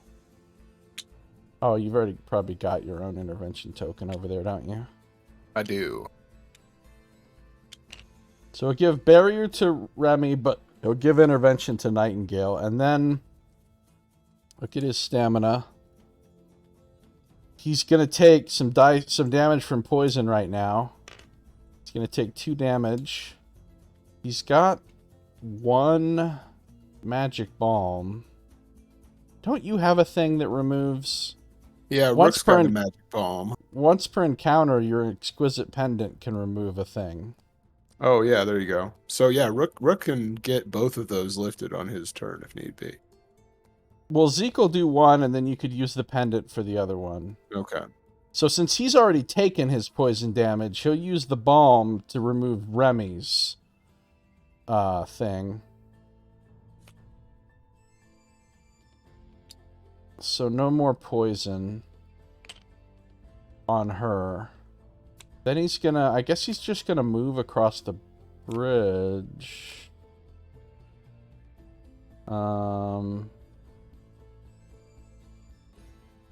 He might spend 1 to re-equip since he used 1 thing, and he'll put the pager back on. And then he's gonna move... He's got 3 stamina left. 1, 2, 3, 4, 5, 6, 7, 8, 9. If he moves to here, does he trigger that totem? Yup. So he's used up 2 stamina points worth of movement, and he triggers the red totem. Oh, we need the red revealer over here. The red totem. Thought you finished this game? It says, no, we never even came close to... We're not even close to finishing this game. This campaign is extremely long. The campaign book for this is like 480 some pages or something. It's ludicrous. So, a chest floats downstream. The current threatens to pull it over the edge. Place a random loot token on the space this totem occupied. The current threatens to pull it. So, a random loot token, which is floating in the water. Here. Oh, and what's that current gonna do then? That current is obviously heading towards the cliff. So, we've got how long to save that loot? It's gonna, at the end of the round, it's gonna move here, then here, then here, then here. So we got the rest of this round plus like 3 more rounds. So I'm sure we can get to it by then. Yeah. And he still can keep moving if he wants, because he's got a little stamina left. So he'll move 2 more to here. Now this isn't for the blue totem. No, not yet. He's kind of making himself a target for the... But he's still out of their... He's out of their SOI, so he doesn't have to worry about getting buffs stripped or anything. He doesn't even have any buffs. He'll go ahead and try Doombreak, though. Alright, Doombreak is clean, so he's got an extra stamina point. But nothing to really do with it, other than chill for now. So that'll be Nightingale's turn. Yeah, to my knowledge, Sin, this game has the longest campaign, the most scenarios of any board game in existence. Even more than Gloomhaven, I think. I don't know that for 100% fact. Gloomhaven might have more, but I don't think so. Nightingale's not going to move on to the bridge just yet.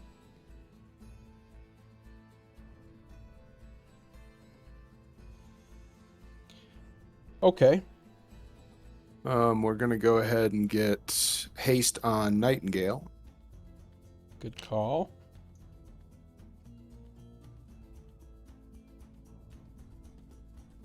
I think that's all she's going to do. Oh, I forgot. Rook actually used his inspiration, or his, what do you call it? This thing.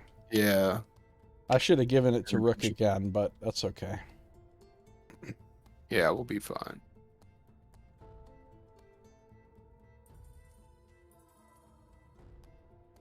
Okay. So yeah, I think that's it for Nightingale. She's done. Okay. Now Rook.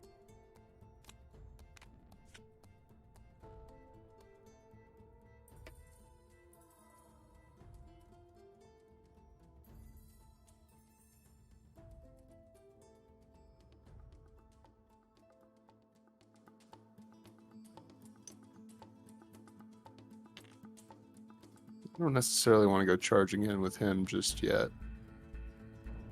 Because he can't. Yeah, if you get within their SOI, they're going to remove your barrier. I mean, eventually you're probably going to have to, but... Well, let's see. So, okay. That's max movement is there. If I spend a stamina point, go 2 closer and start attacking. Do I incur some penalties for attacking through a terrain, or is not because of magic? Not with spells, only with attacks. Okay. All right. So, yeah, I think we're going to go ahead and move in and try some tricky stuff here. Go for it.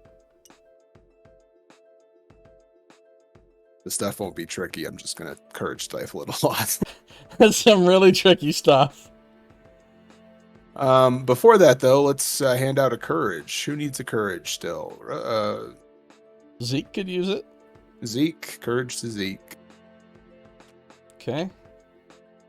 Oh, are you going to get rid of Zeke's poison also? With the pendant? Yes. Yep. Okay, thanks.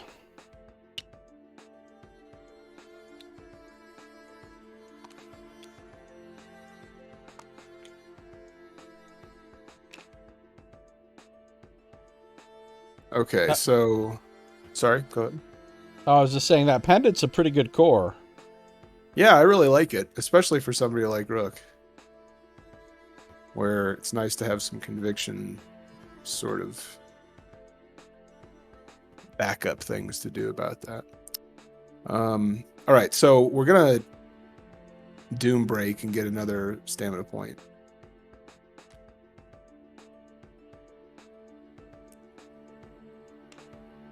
Boom break. Not going away just yet. So now we can courage stifle number 2 here. Hopefully twice. get it off the board. Cool.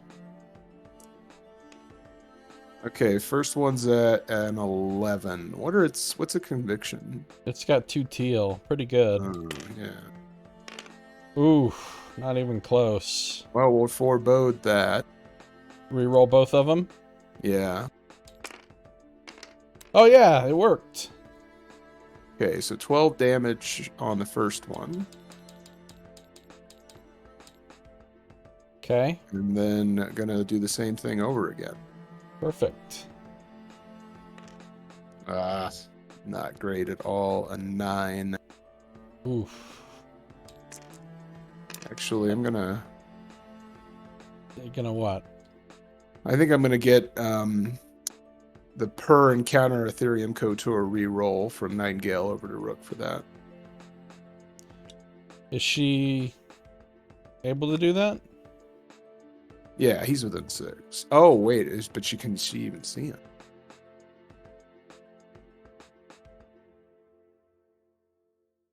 I mean, it's Looks close, but it looks good. questionable. Yeah, I'd say you could probably do it. Okay. Hey, Aquabrow, how you doing? Haven't seen you in a while. Try that Silver Bow of Duodon out. I'm still sore over the Silver Bow of Duodon. All right, so rerolled the 3 to a 3. Well done, all. Well, they got a 12. Okay, so just the 1 Courage Stifle then, and that's it for Rook. Okay. Whose turn is it? Oh, Well, it's that Rook's was the end of turn. the round? Oh, good. He gets to go again. It's been a while. Yeah, it's been a while. How you been?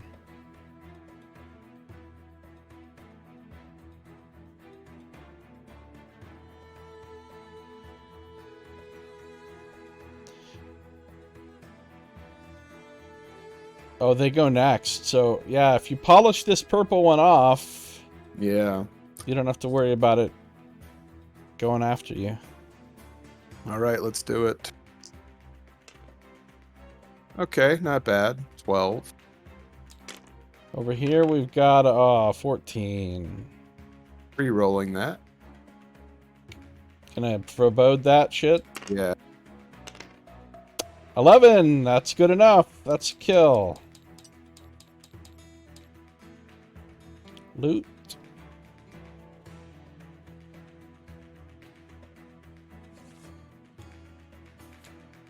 Six. Gold.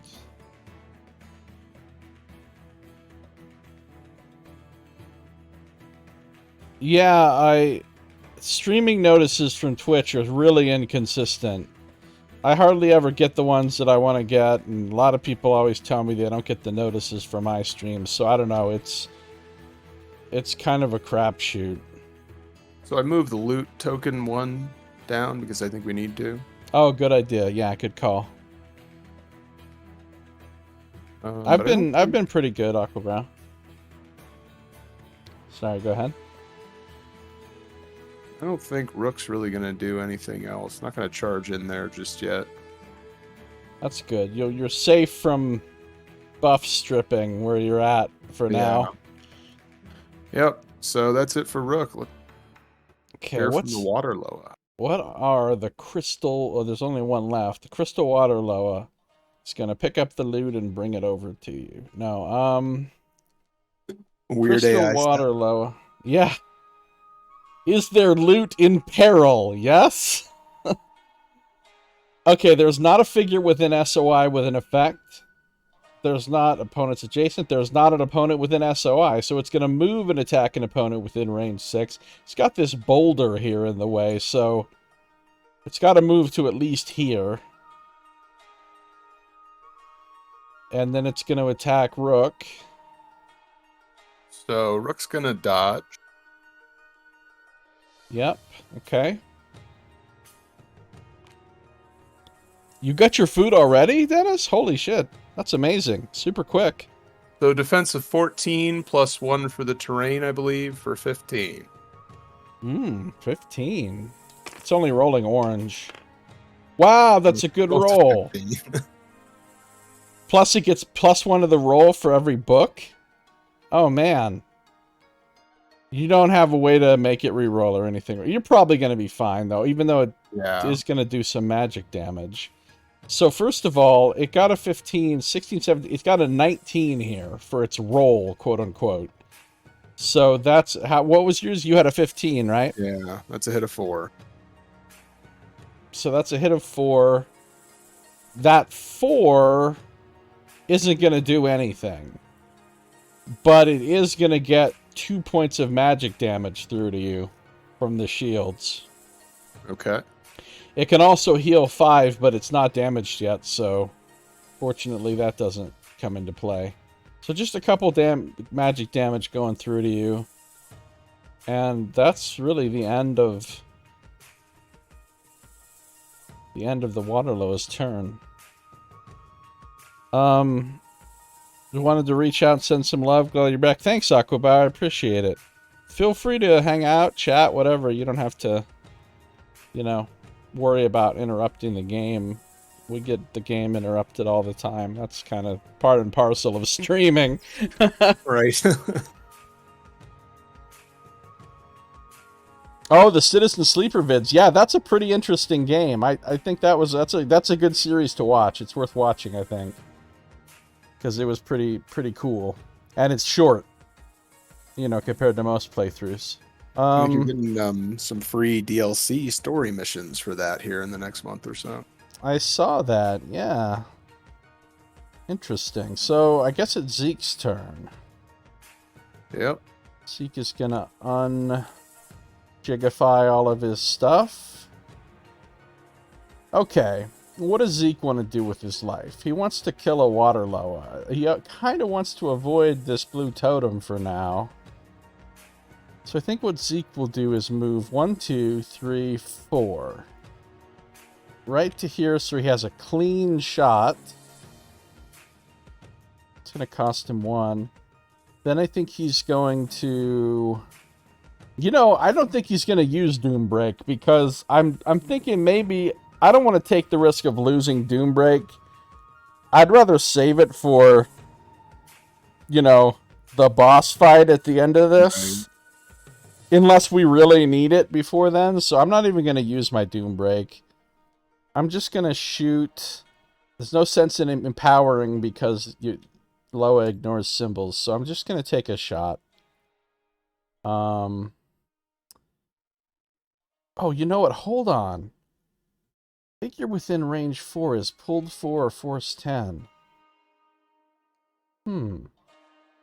Maybe he'll try pulling the Loa out of the water.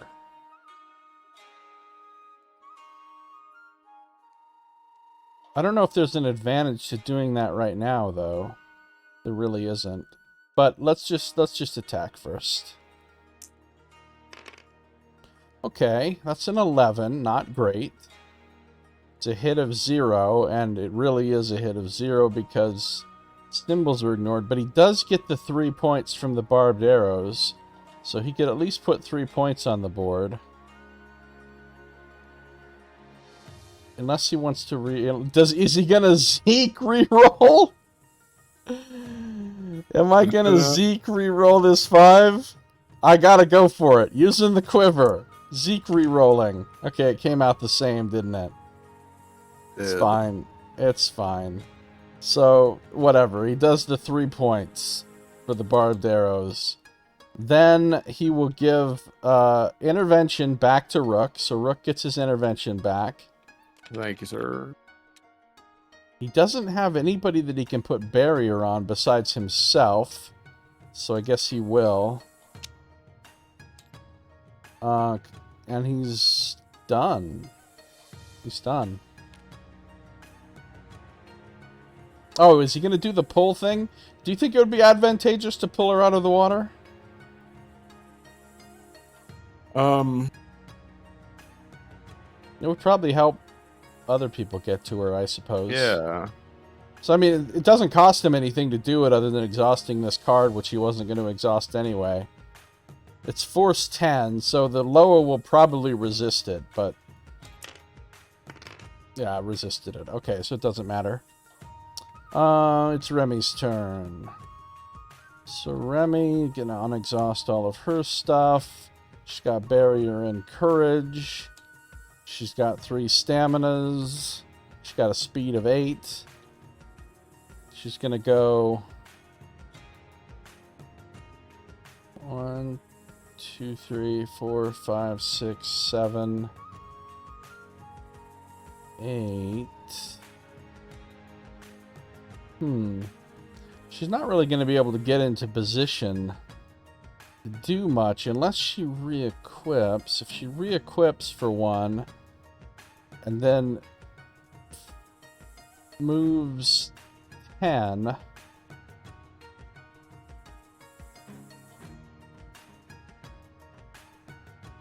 I'll get her to 9. I'll get her to there. 1, 2, 3, 4. No, I don't think she can do it. Maybe if she flies. 1, 2, 3, 4, 5, 6, 7. Nah, she can't get into range to throw a knife, to throw her knives at the Waterloo, I don't think. Because she would have to re-equip, and then she doesn't have enough movement. So she's just going to spend her whole thing just moving 12 squares. 1, 2, 3, 4, 5, 6, 7, 8, 9, 10, 11, 12?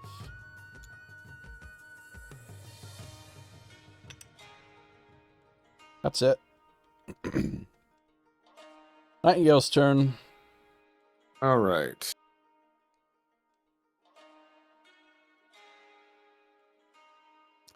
Spend 1 to move over into position here.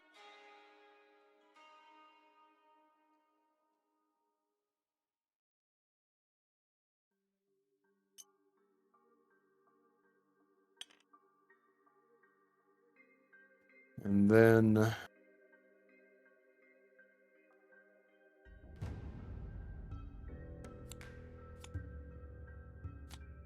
we'll get a haste on Remy over there. Ooh, haste on Remy. Thanks.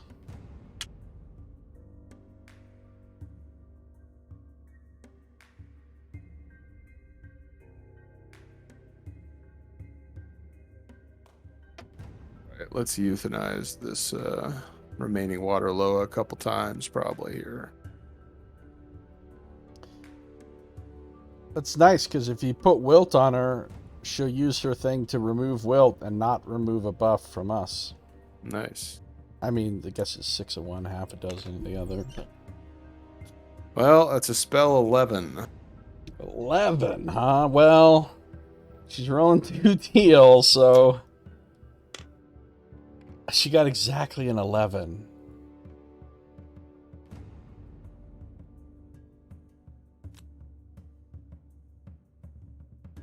What do you got next?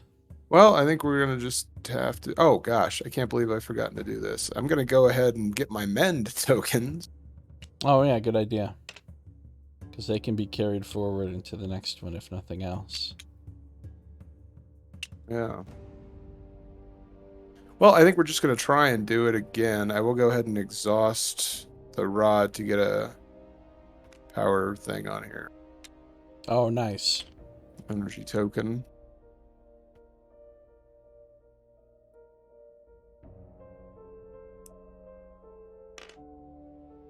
And I'll immediately spend that energy token to make it force 12. Failed this time. All right, so we got the wilt on at least, and 6 magic damage. 6 magic damage and a wilt for you. That's the end of the round, so the loot's gonna float dangerously closer to the cliff. And Waterloo gets to go first. Okay. Well, first thing she does is remove that wilt. Here's your wilt back. The second thing that she does is there is opponents within SOI. Although, I guess probably just Zeke and Rook.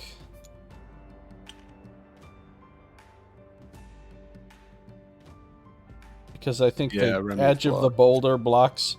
So probably just Zeke and Rook. So who does she want to go after? Lowest conviction value. What's Rook's conviction? Peel white. Okay, so Zeke is lower than that. Hey, son, welcome. Does ice time happen during this game? Oh, yeah, ice time happens, and it's probably going to happen pretty soon, actually. Hey, son, how you doing? Good to see you. Hey, son. So she's going to be blasting on Zeke. Rolling a spell 6 with her teal casting die. Okay, so she's got a force 11 against Zeke. 11, his conviction is orange-white, which is pretty bad. Oh, but he got a 12! He's unaffected. And that's the end of the lowest turn. So now Zeke gets to respond. Okay, let's see. Let's talk about buff. Who doesn't have intervention?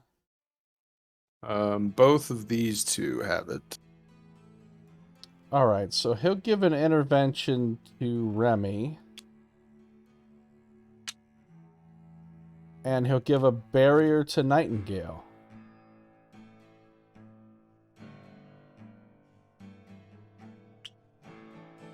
Wait, what are you doing? I'm just wondering why these heal tokens are different sizes. Oh, that is a really good question. I don't know why. Anyway, you got a barrier for Nightingale. Thank you. Haven't been iced in what feels like a year or so. Yeah, we'll have some ice time here pretty soon. Alright, so he's done handing out buffs, which means it's now time to hand out death. Really? Yeah, really. Okay. He's just gonna shoot, first of all. Starting out with... Oh, he can unexhaust those things. He's just gonna shoot, first of all. Okay. It's a good start. We'll quiver reroll the 3. Nice!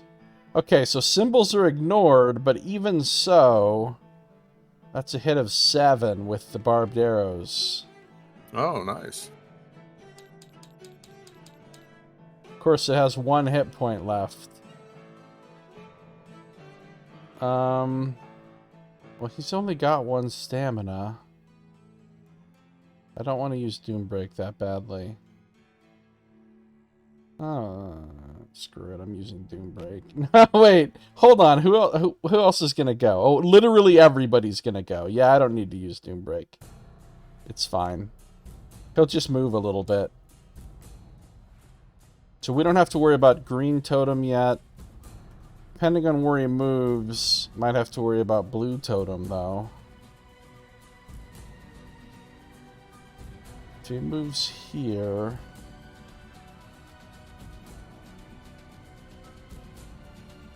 I kind of want to go after that loot with Zeke. He is going to have to pop the Blue Totem, though. 1, 2, 3, 4. Once he moves here, I think it's Blue Totem time. Looks like, yep. So Blue Totem is a beefy paragraph.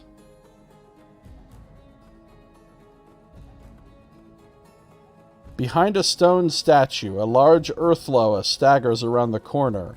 Spawn an Earthloa on the space this totem occupied. Oh no. But to make matters worse, a familiar howling from behind causes a sick feeling in your stomach.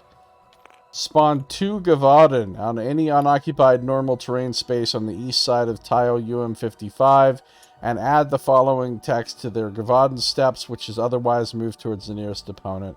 So we need the upgraded version of the Gavaden. Is it Grizzled Gavaden? I think it's Grizzled, yeah.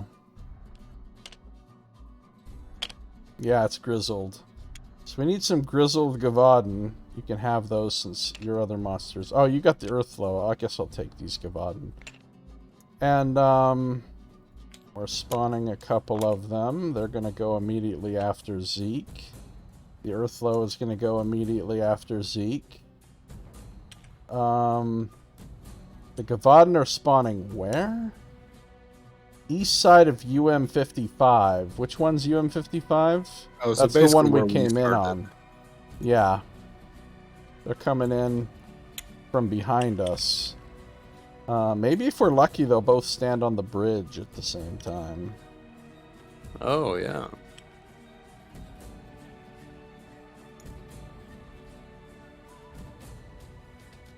Okay, so some Gavaden popped up. Been up and down riding the wave of the last couple years, but all around riding the waves. Yeah, it's been an interesting time period, hasn't it? Okay. Blue Totem is done. Now he's got some more movement left. Did they add some movement to the Gavaden's AI steps? Yeah, they did. Oh, they have otherwise moved toward the nearest opponent on their AI steps now. He's got 3 more pieces of movement left, so if he moves down here, he's ready to pick up that loot, but he's out of stamina for now. So that's it for Zeke.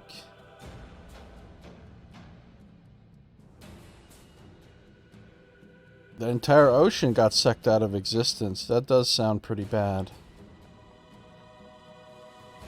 When does this green one come into play? I think it's still covered.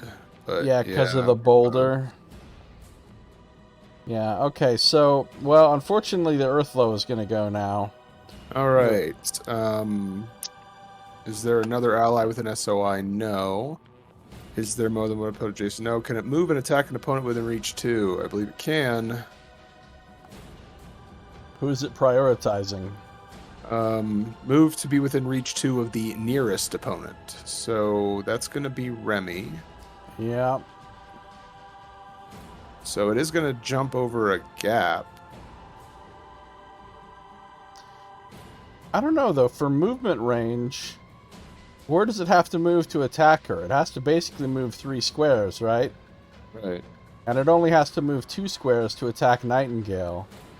Oh, so I so think, she's nearer. I think nearer in movement terms is actually Nightingale. Okay, then coming after Nightingale. Make an attack within reach 2 with a bunch of nasty follow-ups. So Nightingale is going to dodge. These metaphors in chat are so deep now, I don't have any idea what anyone is saying. Well, I sure hope a shark doesn't come along and eat you. I hope you don't get caught in some fisherman's nets. I mean, at this point, we're just saying random nautical shit.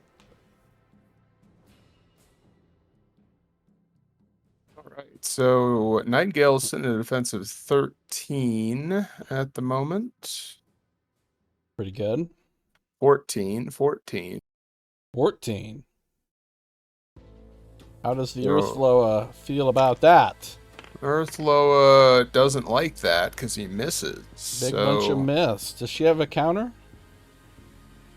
She's not within reach. Oh, right. Okay. So yeah, the Earthloa misses, doesn't do any follow-ups, and then is done with its attack. That's good. Gavaden. Well, they're way back there. They've got a speed of 6, because they can't use any of their AI steps to give them extra speed. They also don't ignore terrain or anything. So starting with red, he's going to have to wade through the water. 1, 2, 3, 4, 5, 6. He's only going to get this far. Then number 2 is going to walk across the... I guess he doesn't have to walk across the bad shit. So he could just move 1, 2, 3, 4, 5, 6 like this.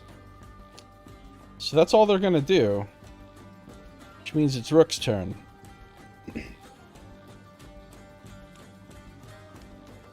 Okay, anybody not have courage that could still use it? I think it's Nightingale's turn for courage. All right, courage to Nightingale. Didn't she kill something once with her staff because of courage? I think it happened Yeah, once. she did. Yeah.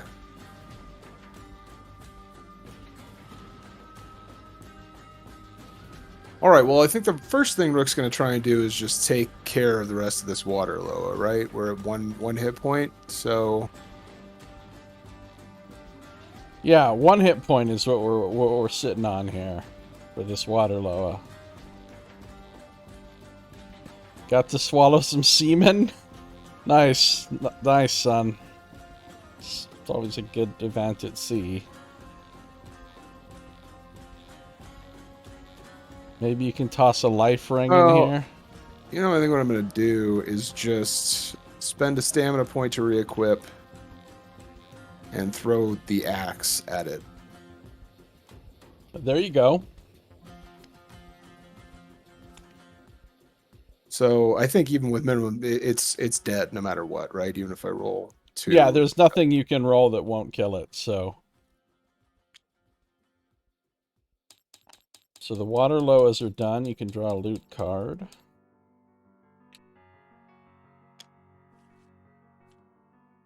Five. Okay, loot deck. You're killing me. It's a little light. All right, then I think what we're going to do is move.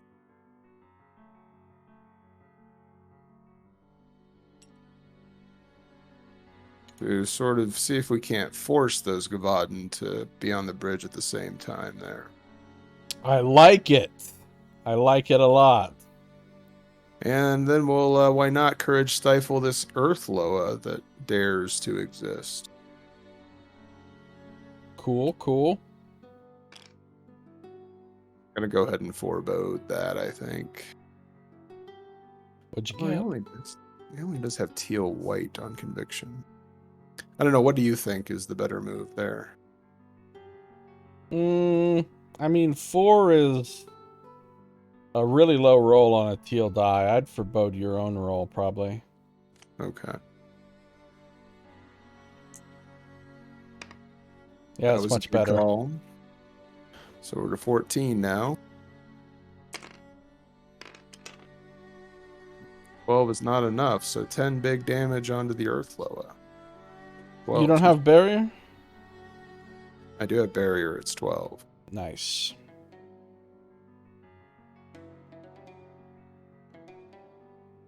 So I'm going to go ahead and call that an effective turn by... Oh yeah, I'm going to exhaust the Ring of Blood to heal some damage too.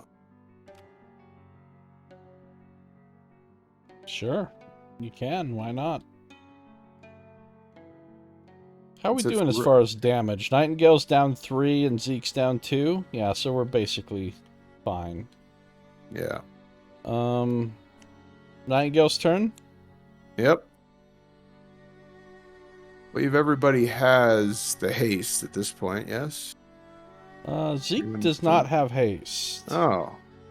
Zeke has haste. Yay, haste for Zeke.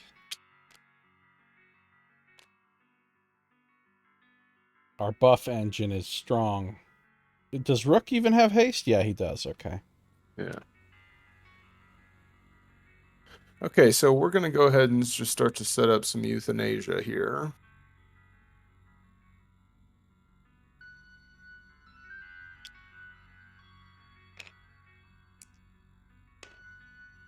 All right, so I'm going to go ahead and spend another stamina point to toss a teal of magic dice, or teal of magic damage.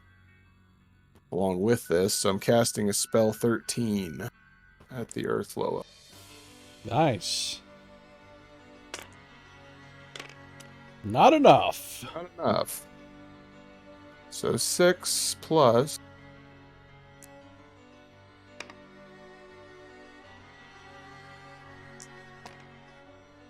So 6 plus... I did a Zeke reroll. Did you just do a Zeke reroll? Oh, that was a waste of the piercings, too, because those can even be used on the black. Ouch. No. Or Well, did here, you let's use... do a little finagling and say I used the Wand of Hindsight instead. Okay. So you hindsighted yourself out of a point of damage. Yeah, Nice. but okay, 9 points. And wilt. And will. That's good. It's not bad. Holy shit. Son just dropped some fucking Old Man of the Sea in the chat.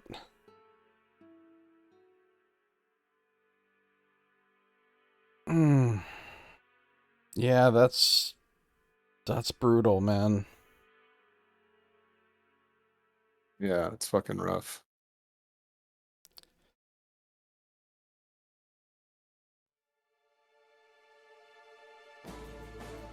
Well, you're getting all the help in the world. That part sounds good.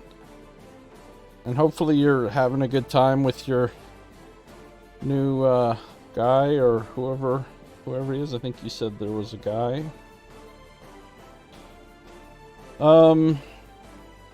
Nightingale is doing this again. Another euthanasia coming at the Earth Loa.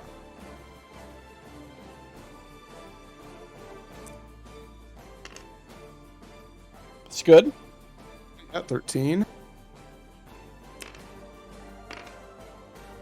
Incredibly Another low 16. conviction roll. And condemned. Nice. Well, now with wilt, it's pretty much in the range of anybody being able to take it out pretty easily. Yeah. Which is good. All right. So that's it for Nightingale, and it's Remy's turn. Alright, Remy can probably polish this thing off. She is hasted, so she gets 4 stamina. And she'll move 1, 2, 3, 4, 5. She'll just move right up on it. And she literally only has to do 1 point of damage plus the wilt, right? So, Right. feeling good about this. She's going to attack. Defensive 10.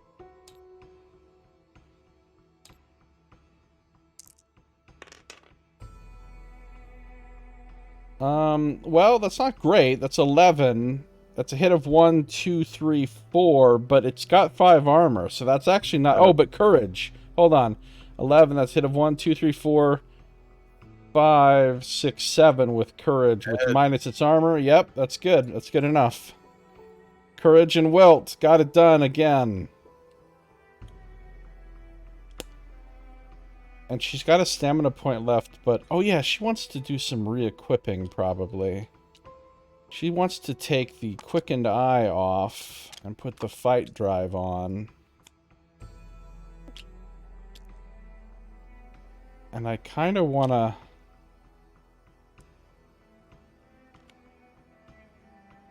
equip one of these thief daggers as well.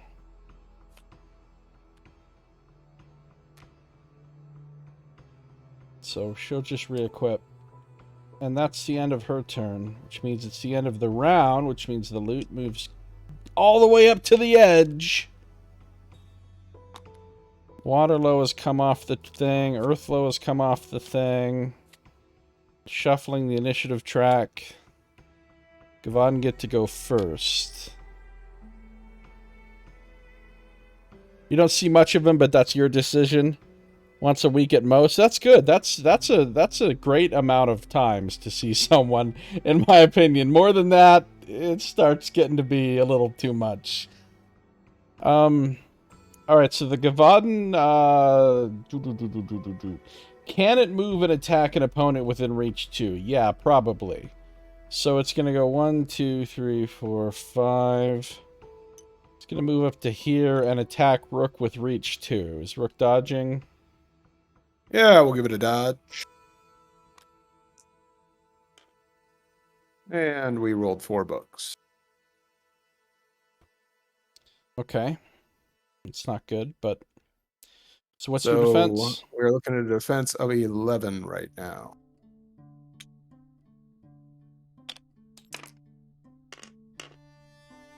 Alright, it did hit you. For 2, 3, 4. It hit you for 4 and 2 armor piercing. All right, so that's not going to do anything with the Right, armor. because you have 6 armor, so yeah, that's not going to do anything to you. So then, its turn is over, and the other one is going to move up. Can it move and attack you within reach? 2, though. Probably not. But it will still move towards the nearest opponent because it has that added to its AI step. Now they're both on the bridge at the same time. Oh no, is what happens. All of the special terrain spaces immediately become dangerous terrain spaces. They will jump up to 2 spaces to land on the nearest unoccupied normal terrain space within jumping range. So, jump up to 2 spaces. Unfortunately, there's nowhere this red guy can jump. Because Rook's in the way. It doesn't get to jump diagonally. It doesn't have any other spaces it can jump to that would be safe, so it automatically dies. The other one gets to jump back, but it's going to roll a skull. What's the range on the... Oh yeah, if it's got to roll it, it's dead. All right, so you're gonna fortune telling that? Yeah, I mean, even if, like, I was reading through the text, even if we interpret it that the bridge goes the minute that this Gavadan steps on this square, it's still within range for fortune telling. So, we're good. Oh shit! You know what? Hold on. Let me read that again. That does kind of change things, though, I think. Because if he was here, and the bridge goes when this guy's like this... Actually, no, it doesn't change anything. There's nowhere this red one can jump. Yeah. Red one's doomed no matter what. This guy can jump back, and then you're going to fortune telling him 1, 2, 3, 4, 5... Wait. Yeah, because he's jumping from here. So you could fortune telling him to his death, and now the whole bridge is a pit.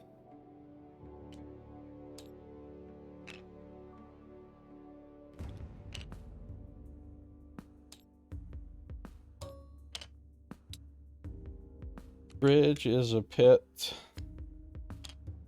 Killed the Gavadan on their own turn. Both of them. That was well done. That was some tactics right there.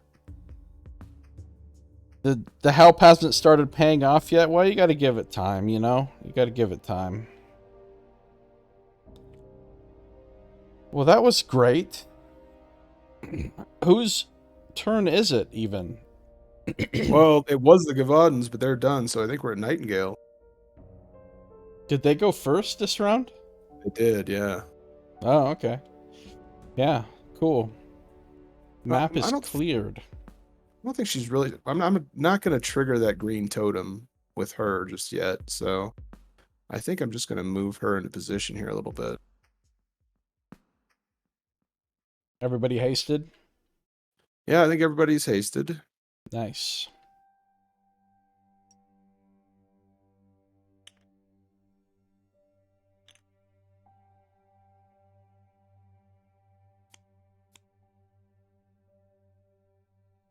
And yeah, so we'll move there for 1. I'll do another one for the re-equip action.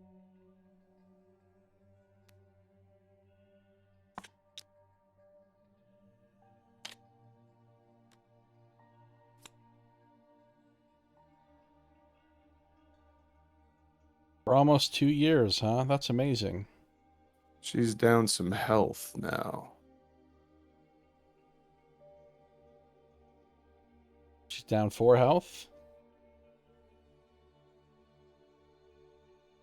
Yeah, she's basically just at base health. So I think maybe ultimately this, I don't know if we're going to be able to use this in the long run, but we'll see. I think you've been forgetting that reroll you have on there. What do you mean? Well, I mean, that's a once per round reroll. You didn't have to use the wand at all. You No, could I have used just put that on. Oh, you just put it on. Okay. Yeah. Oh, right, because she had Ethereum Couture on. Mm-hmm. Oh, what's her... Oh, doesn't she get health? Oh, she doesn't get health from that thing either.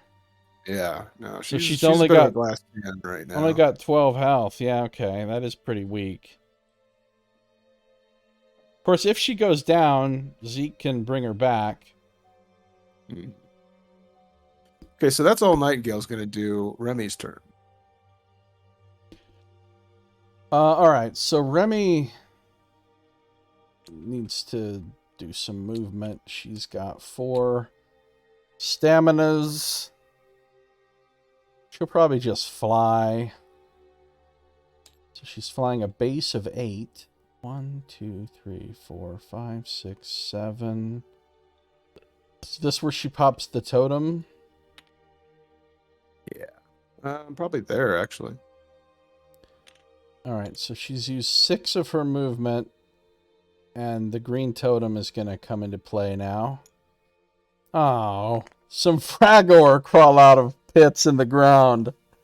Spawn 3 Fragor adjacent to this totem on any unoccupied normal terrain space. If there are no Fragors available to spawn, the adventurers gain an urgency token.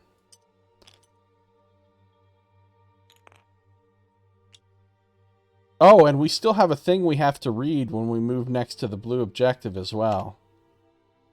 Alright, well, she's used up 6 of her movement. Now there's friggin' Fragors.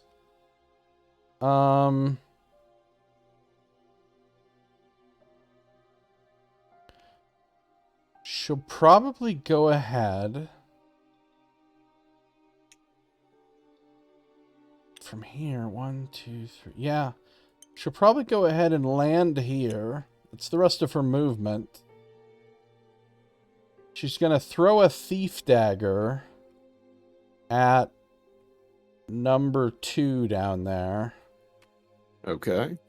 So she's going to throw a thief dagger at number 2 and do 3 damage to it.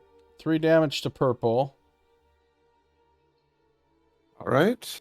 Then she's going to re-equip, get the other thief dagger out, also throw it for another 7 damage to that same guy. So purple's at 10 damage now. Then she's going to... Hey, Nox is here. Hi, Nox. Hey, Nox, how you doing? Welcome, Nox. Then she's going to re-equip again and get rid of that used up dagger and put her scimitar swallow back on.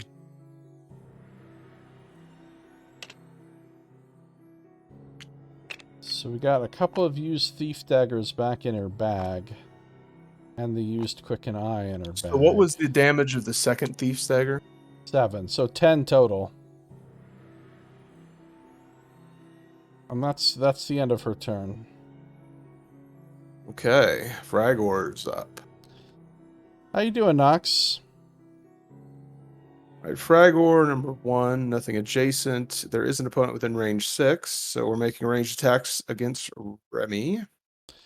Okay, she's dodging. This is number 1 attacking, right? Yeah, number 1 attacking. Okay. What's the defense? Oh, I need to roll my dodge. 3, it's a 14. Okay, so the attack is a miss. Then we're placing random bulb token on or adjacent to the target so that it is adjacent to as many opponents as possible. So basically just like right here. I would just put it on her because there is no way to make it more effective. Okay, so there's a bulb. Continue down. Can it move to be adjacent to the opponent with a movement of 4? No, it cannot. Wait. Why? Yes, it can. 2, 3, 4. Moving here, that it's dealing a purple die physical damage to the Fragor and all adjacent figures. Okay.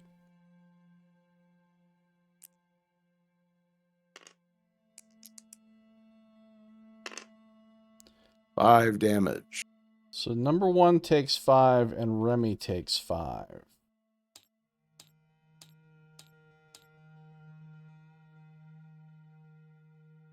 All right, and that's it for number 1. Number 2 is more or less going to be doing the same thing. So attacking Remy, dodging.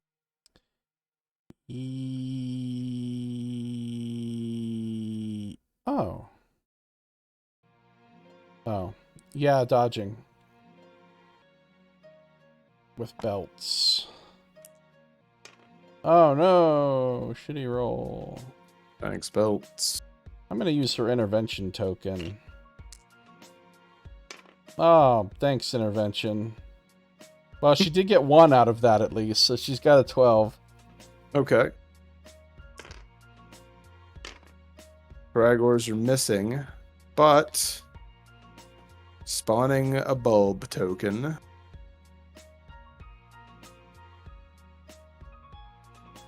Oh, 2 bulbs. And then it's going to move to be adjacent to Remy and explode. Okay. This will probably kill it at least. 6 damage to it, its neighbor, and Remy. Ouch. Fragor number 1 has 11, or has 1 hit point left, of course. But number 2 is dead, right? Right. Cool. The other one can't actually move up next to her. Nope, it can't, but it can make its range 6 attack and keep dropping bulbs. Will we be dodging this one? No, I have a fuck you move planned, so I'm not dodging. Okay, no dodging. Oh shit, still missed. Miss. So placing another bulb token.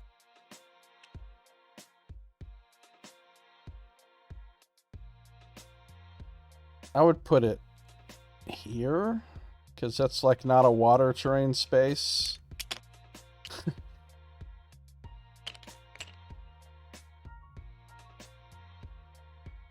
All right, but then it's not going to do anything else. It's kind of just going to stay there. Oh, the Gavaden are gone. Nice. Yeah, because it can't move to be adjacent. Yep, so it's Zeke's turn. Okay. Well, Remy just took a lot of damage. She's down 11. So Zeke is going to... First, he's going to pull that loot out of the water. For 1 stamina. Green loot? What do we got for green loot? Tell me about green loot. 20 gold. Also, speaking of gold... You know what? We didn't get... What if we killed 2 water loas, 2 earth loas, a group of Fragor, and 2 Gavaden? I think we're due 3 loot cards. Yeah, I didn't draw for either of the Gavaden, so I'll do those 2 here real quick. And then what was it? The second Earthflow, I think we also missed. Yeah.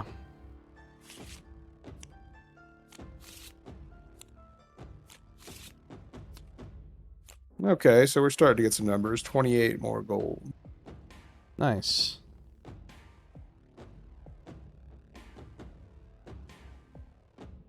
Okay, so he spent a stamina point to pull the loot out of the water. Now he's going to move... Oof. Doesn't have a lot of good movement possibilities here because there's a bulb and a cliffside right there. I guess he'll move back this other way.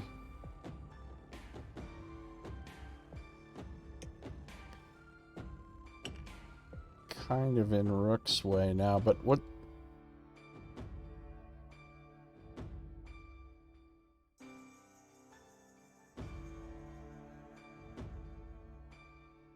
He's going to move here. He's going to heal Remy, first of all. He's going to give Remy 6 back. Using one of his heal tokens. His small heal tokens, not to be confused with your giant heal tokens. The green loot contains a mix of enemies. Hashtag Devered. That was an announcement, huh, Nox? I don't know about that announcement.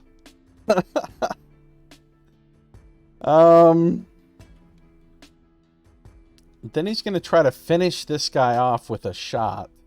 This Fragor that has, what, 1 health left? Yeah. He's going to try to bust a cap.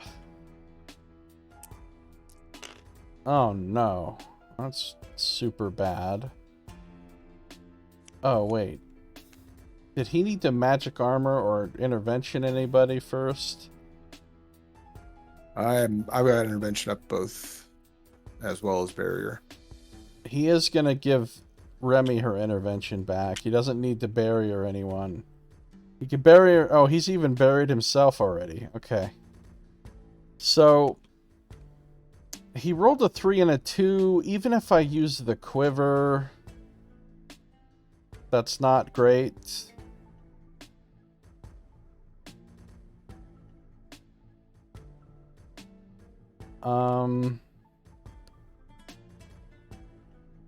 I could use...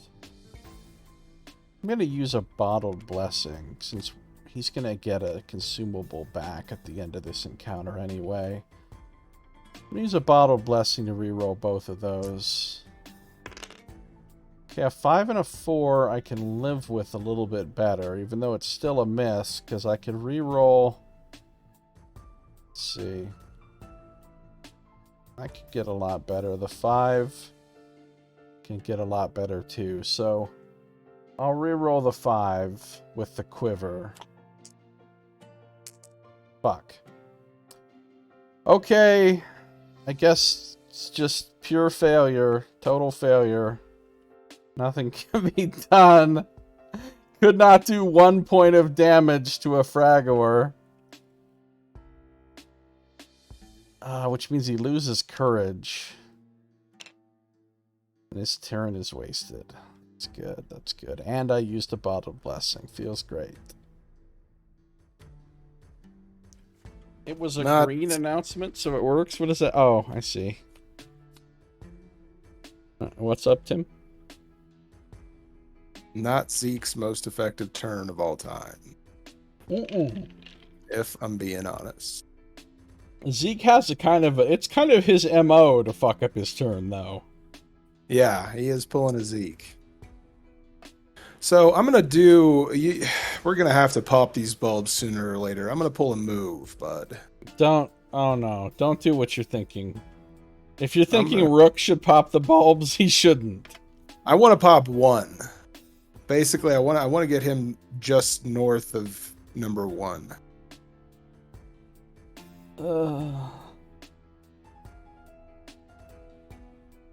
I mean, I can hang back if that's a bad idea and just take out that...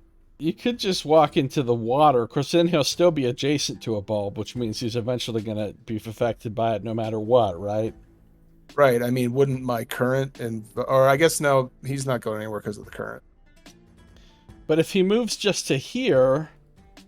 He could still Courage Stifle that one and finish it off and not get hit by any bulbs. Yep. But it's up to you. No, that's the safe move. We'll do the safe move. Because the bulbs can do some really bad shit to us, like disease and paralysis. I mean, it's better to minimize the number of people that are going to be getting hit by those things. Okay. All right, so yeah, we're doing a spell force at 13 against the Fragor here. That's enough to kill it. Good. 2 Fragors dead. 1 Fragor remains. I think that's all that Rook's going to do, so that's going to be it for his turn. And the Nox round. says it's stylishly matched with the loot. With tile being the pun word in there. Wow. Oh, I got it. It's a bit weird he failed his turn since he seems to have the physique to do damage. Oh no! Oh no! Okay, Nightingale. Nightingale goes before Fragor, huh? Yeah. Yeah, everybody's kind of boned until Remy pops those fucking bulbs, and then Remy's not going to be having a good day.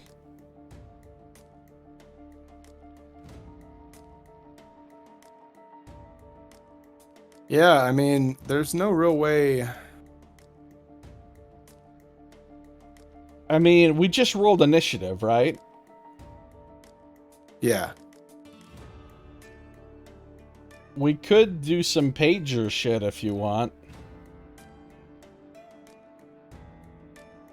That's not a bad. Yeah, that's not a bad idea, actually. Hop a pager and move Nightingale to the back.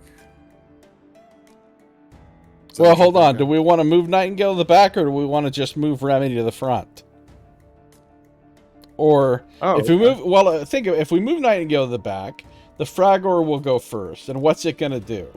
It's gonna attack Remy again at range, and then it's not gonna move, but it's gonna put down a 4th bulb, which isn't. No, it's gonna move because it? it can try and jump that cavern to reach you in 4. Oh, it can jump the pit.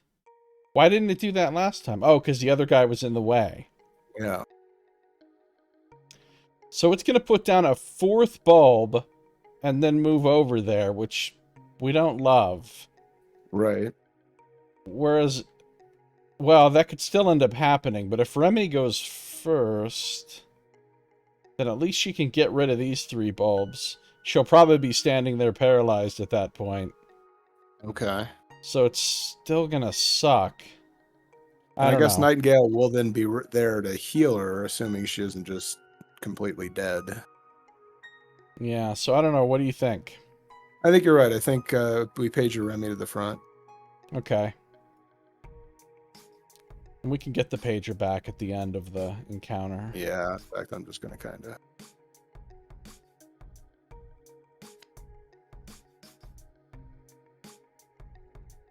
Well, go ahead and drop it on there, because if we have to draw a random consumables, then we could draw it still. Oh, yeah, that's a good call. Because we don't know. When we move up to this blue objective, we're probably going to add a tile or something over here, I'm guessing. Right. And there may be more loot or more monsters, so... okay, so Remy's going to go first, and she's about to get fucked. So, is there anything she can do to help herself here? Not really. Besides just taking pipe. So, she's just going to start moving. Actually. What? Well, I'm just thinking about the Fragor going. If it's still going to move up to Remy, we want to make sure it still tries to jump that pit. Right.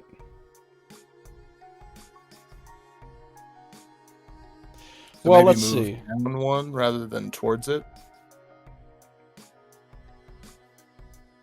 Because if you move one towards it, it can just move around the pit to get to you. You're right. Okay, she'll move down 1. So now she's going to pop all 3 of these bulbs.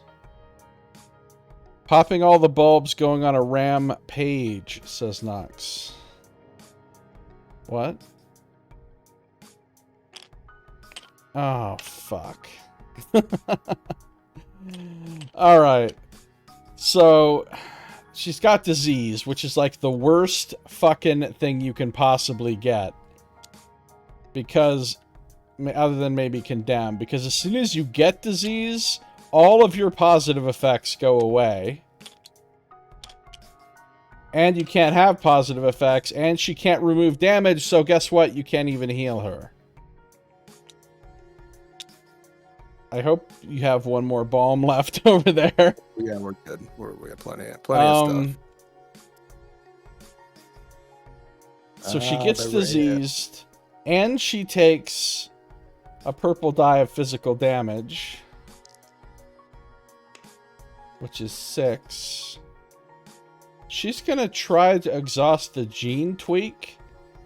When you're dealt damage, roll the black. If you roll a skull, it reduces physical damage to 0. Come on, skull. No skull. Okay. So she's going to go up to 11 damage on her.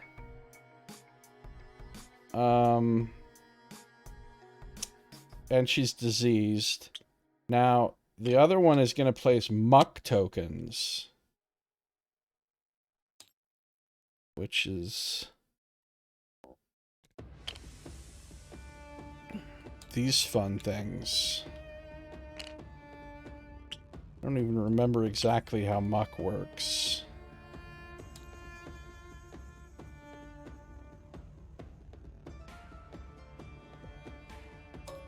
Don't think it can replace water, though.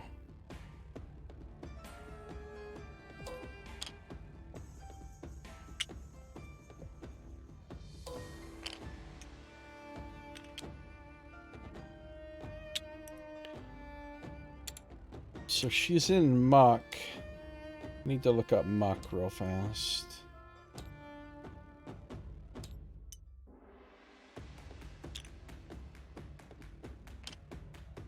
Aren't you immune to it if you wear moccasins, says Nox?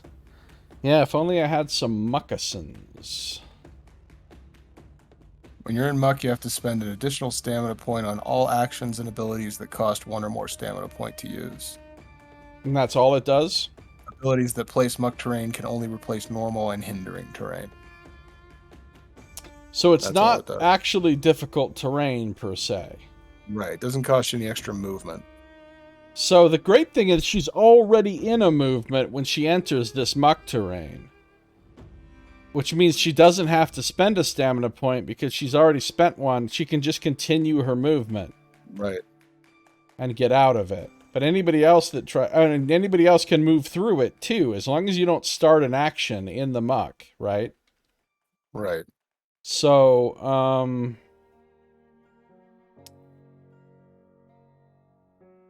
she's only moved 1 square.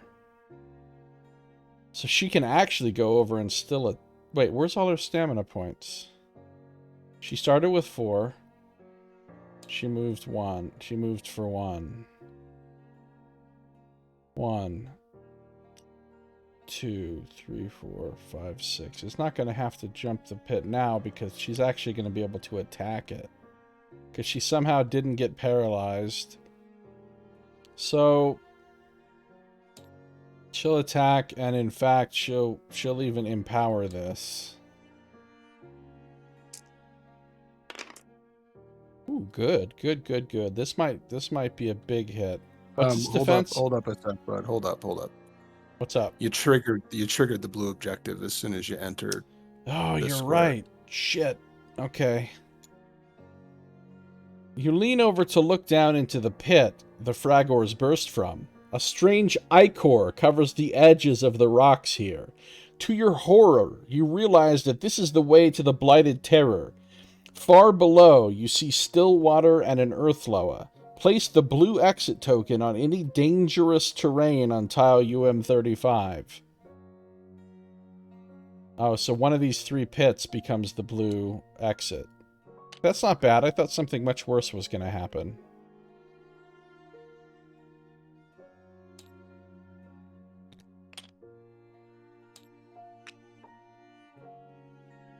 I'll just put it here.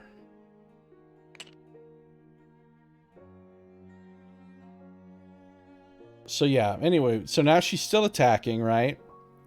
She got a 15 versus an 11. That's a hit of 4, 5, 6. She lost her courage, sadly. 4, 5, 6, 7, 8, 9, 10, 11, 12, 13. Even without using books, it's a one-shot. Damn. So get him out of here. Loot car. Fragors are done. Loot card. How about a big 9-piece? Up to 80 gold. You know what? You don't have to remove her disease, really, because if we just end the encounter now, it'll automatically go away. Which there's no reason not to, right? We've done everything. Yeah, I mean, she'll still need to be healed, but she can be healed in the beginning of the next encounter, right? Right. Actually, she is below half health, but... So she'll get 1 point of free healing, actually, just for... Because. Okay. If we just end the encounter. But she's done, so... Whoever's turn it is next... Can probably just move to the... I think it was a good call to move her to the front of the initiative. Things could have gone a lot worse there. That's yep, absolutely. Okay, so yeah, we're out. We are... Okay, let's make sure that nothing bad happens when we exit. Nope. Reward none. Continue to crossing the river. Okay, so we're not restoring or anything. We're not restoring, but we are doing the regular between encounters reset. So if damage doesn't get healed, round tokens stay, square tokens go. Used things come off. Everything unexhausts, but not unflips. And can we take a free, like, re-equip, or...? No, we can't do a free re-equip between encounters. Only when we restore. Okay.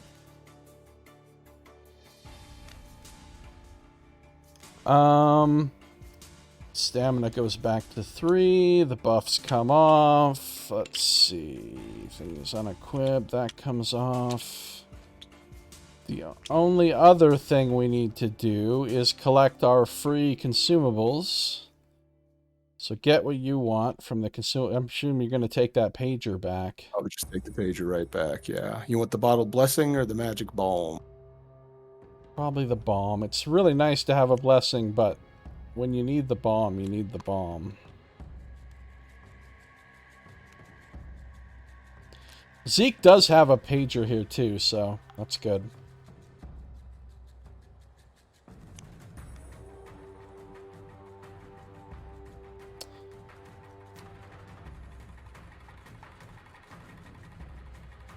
Continue to crossing the river. So how much time you got? Well, if we're jumping right into the next encounter, I think it's probably best for us to call it here. Okay, that's fine. So let's clear... We got everything we want to clear off here. I'm keeping these dice. Can throw those over there.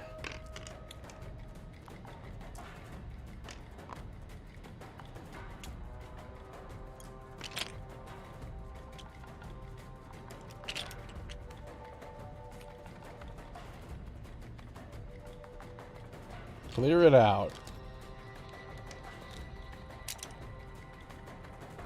Yeah, and so next time we'll do this next encounter, crossing the river. It's magic heals a lot of abominations, he says. That's a pretty good one. It's an Icornucopia. Wow. Nox is just slamming them out. Oh, because since you had to use the pager to do it, that's why it's a rampage. Oh, I get it. Nox just had a solid triple, just a solid hat trick there that got ignored for far too long. Wow. Well, I saw moccasins. I didn't see Icornucopia and the abominations. I don't know, that one is amusing. That one's pretty funny. Alright, so we've made it through the first part of the bounty. The easiest part. Alright, save and load, save game. M31. Cool. Good times. Oh no. What? Remy's locked out of flying in this next encounter. Oh, that's some bullshit. I think I remember this encounter. I think I remember something very bad happening in this one. Uh,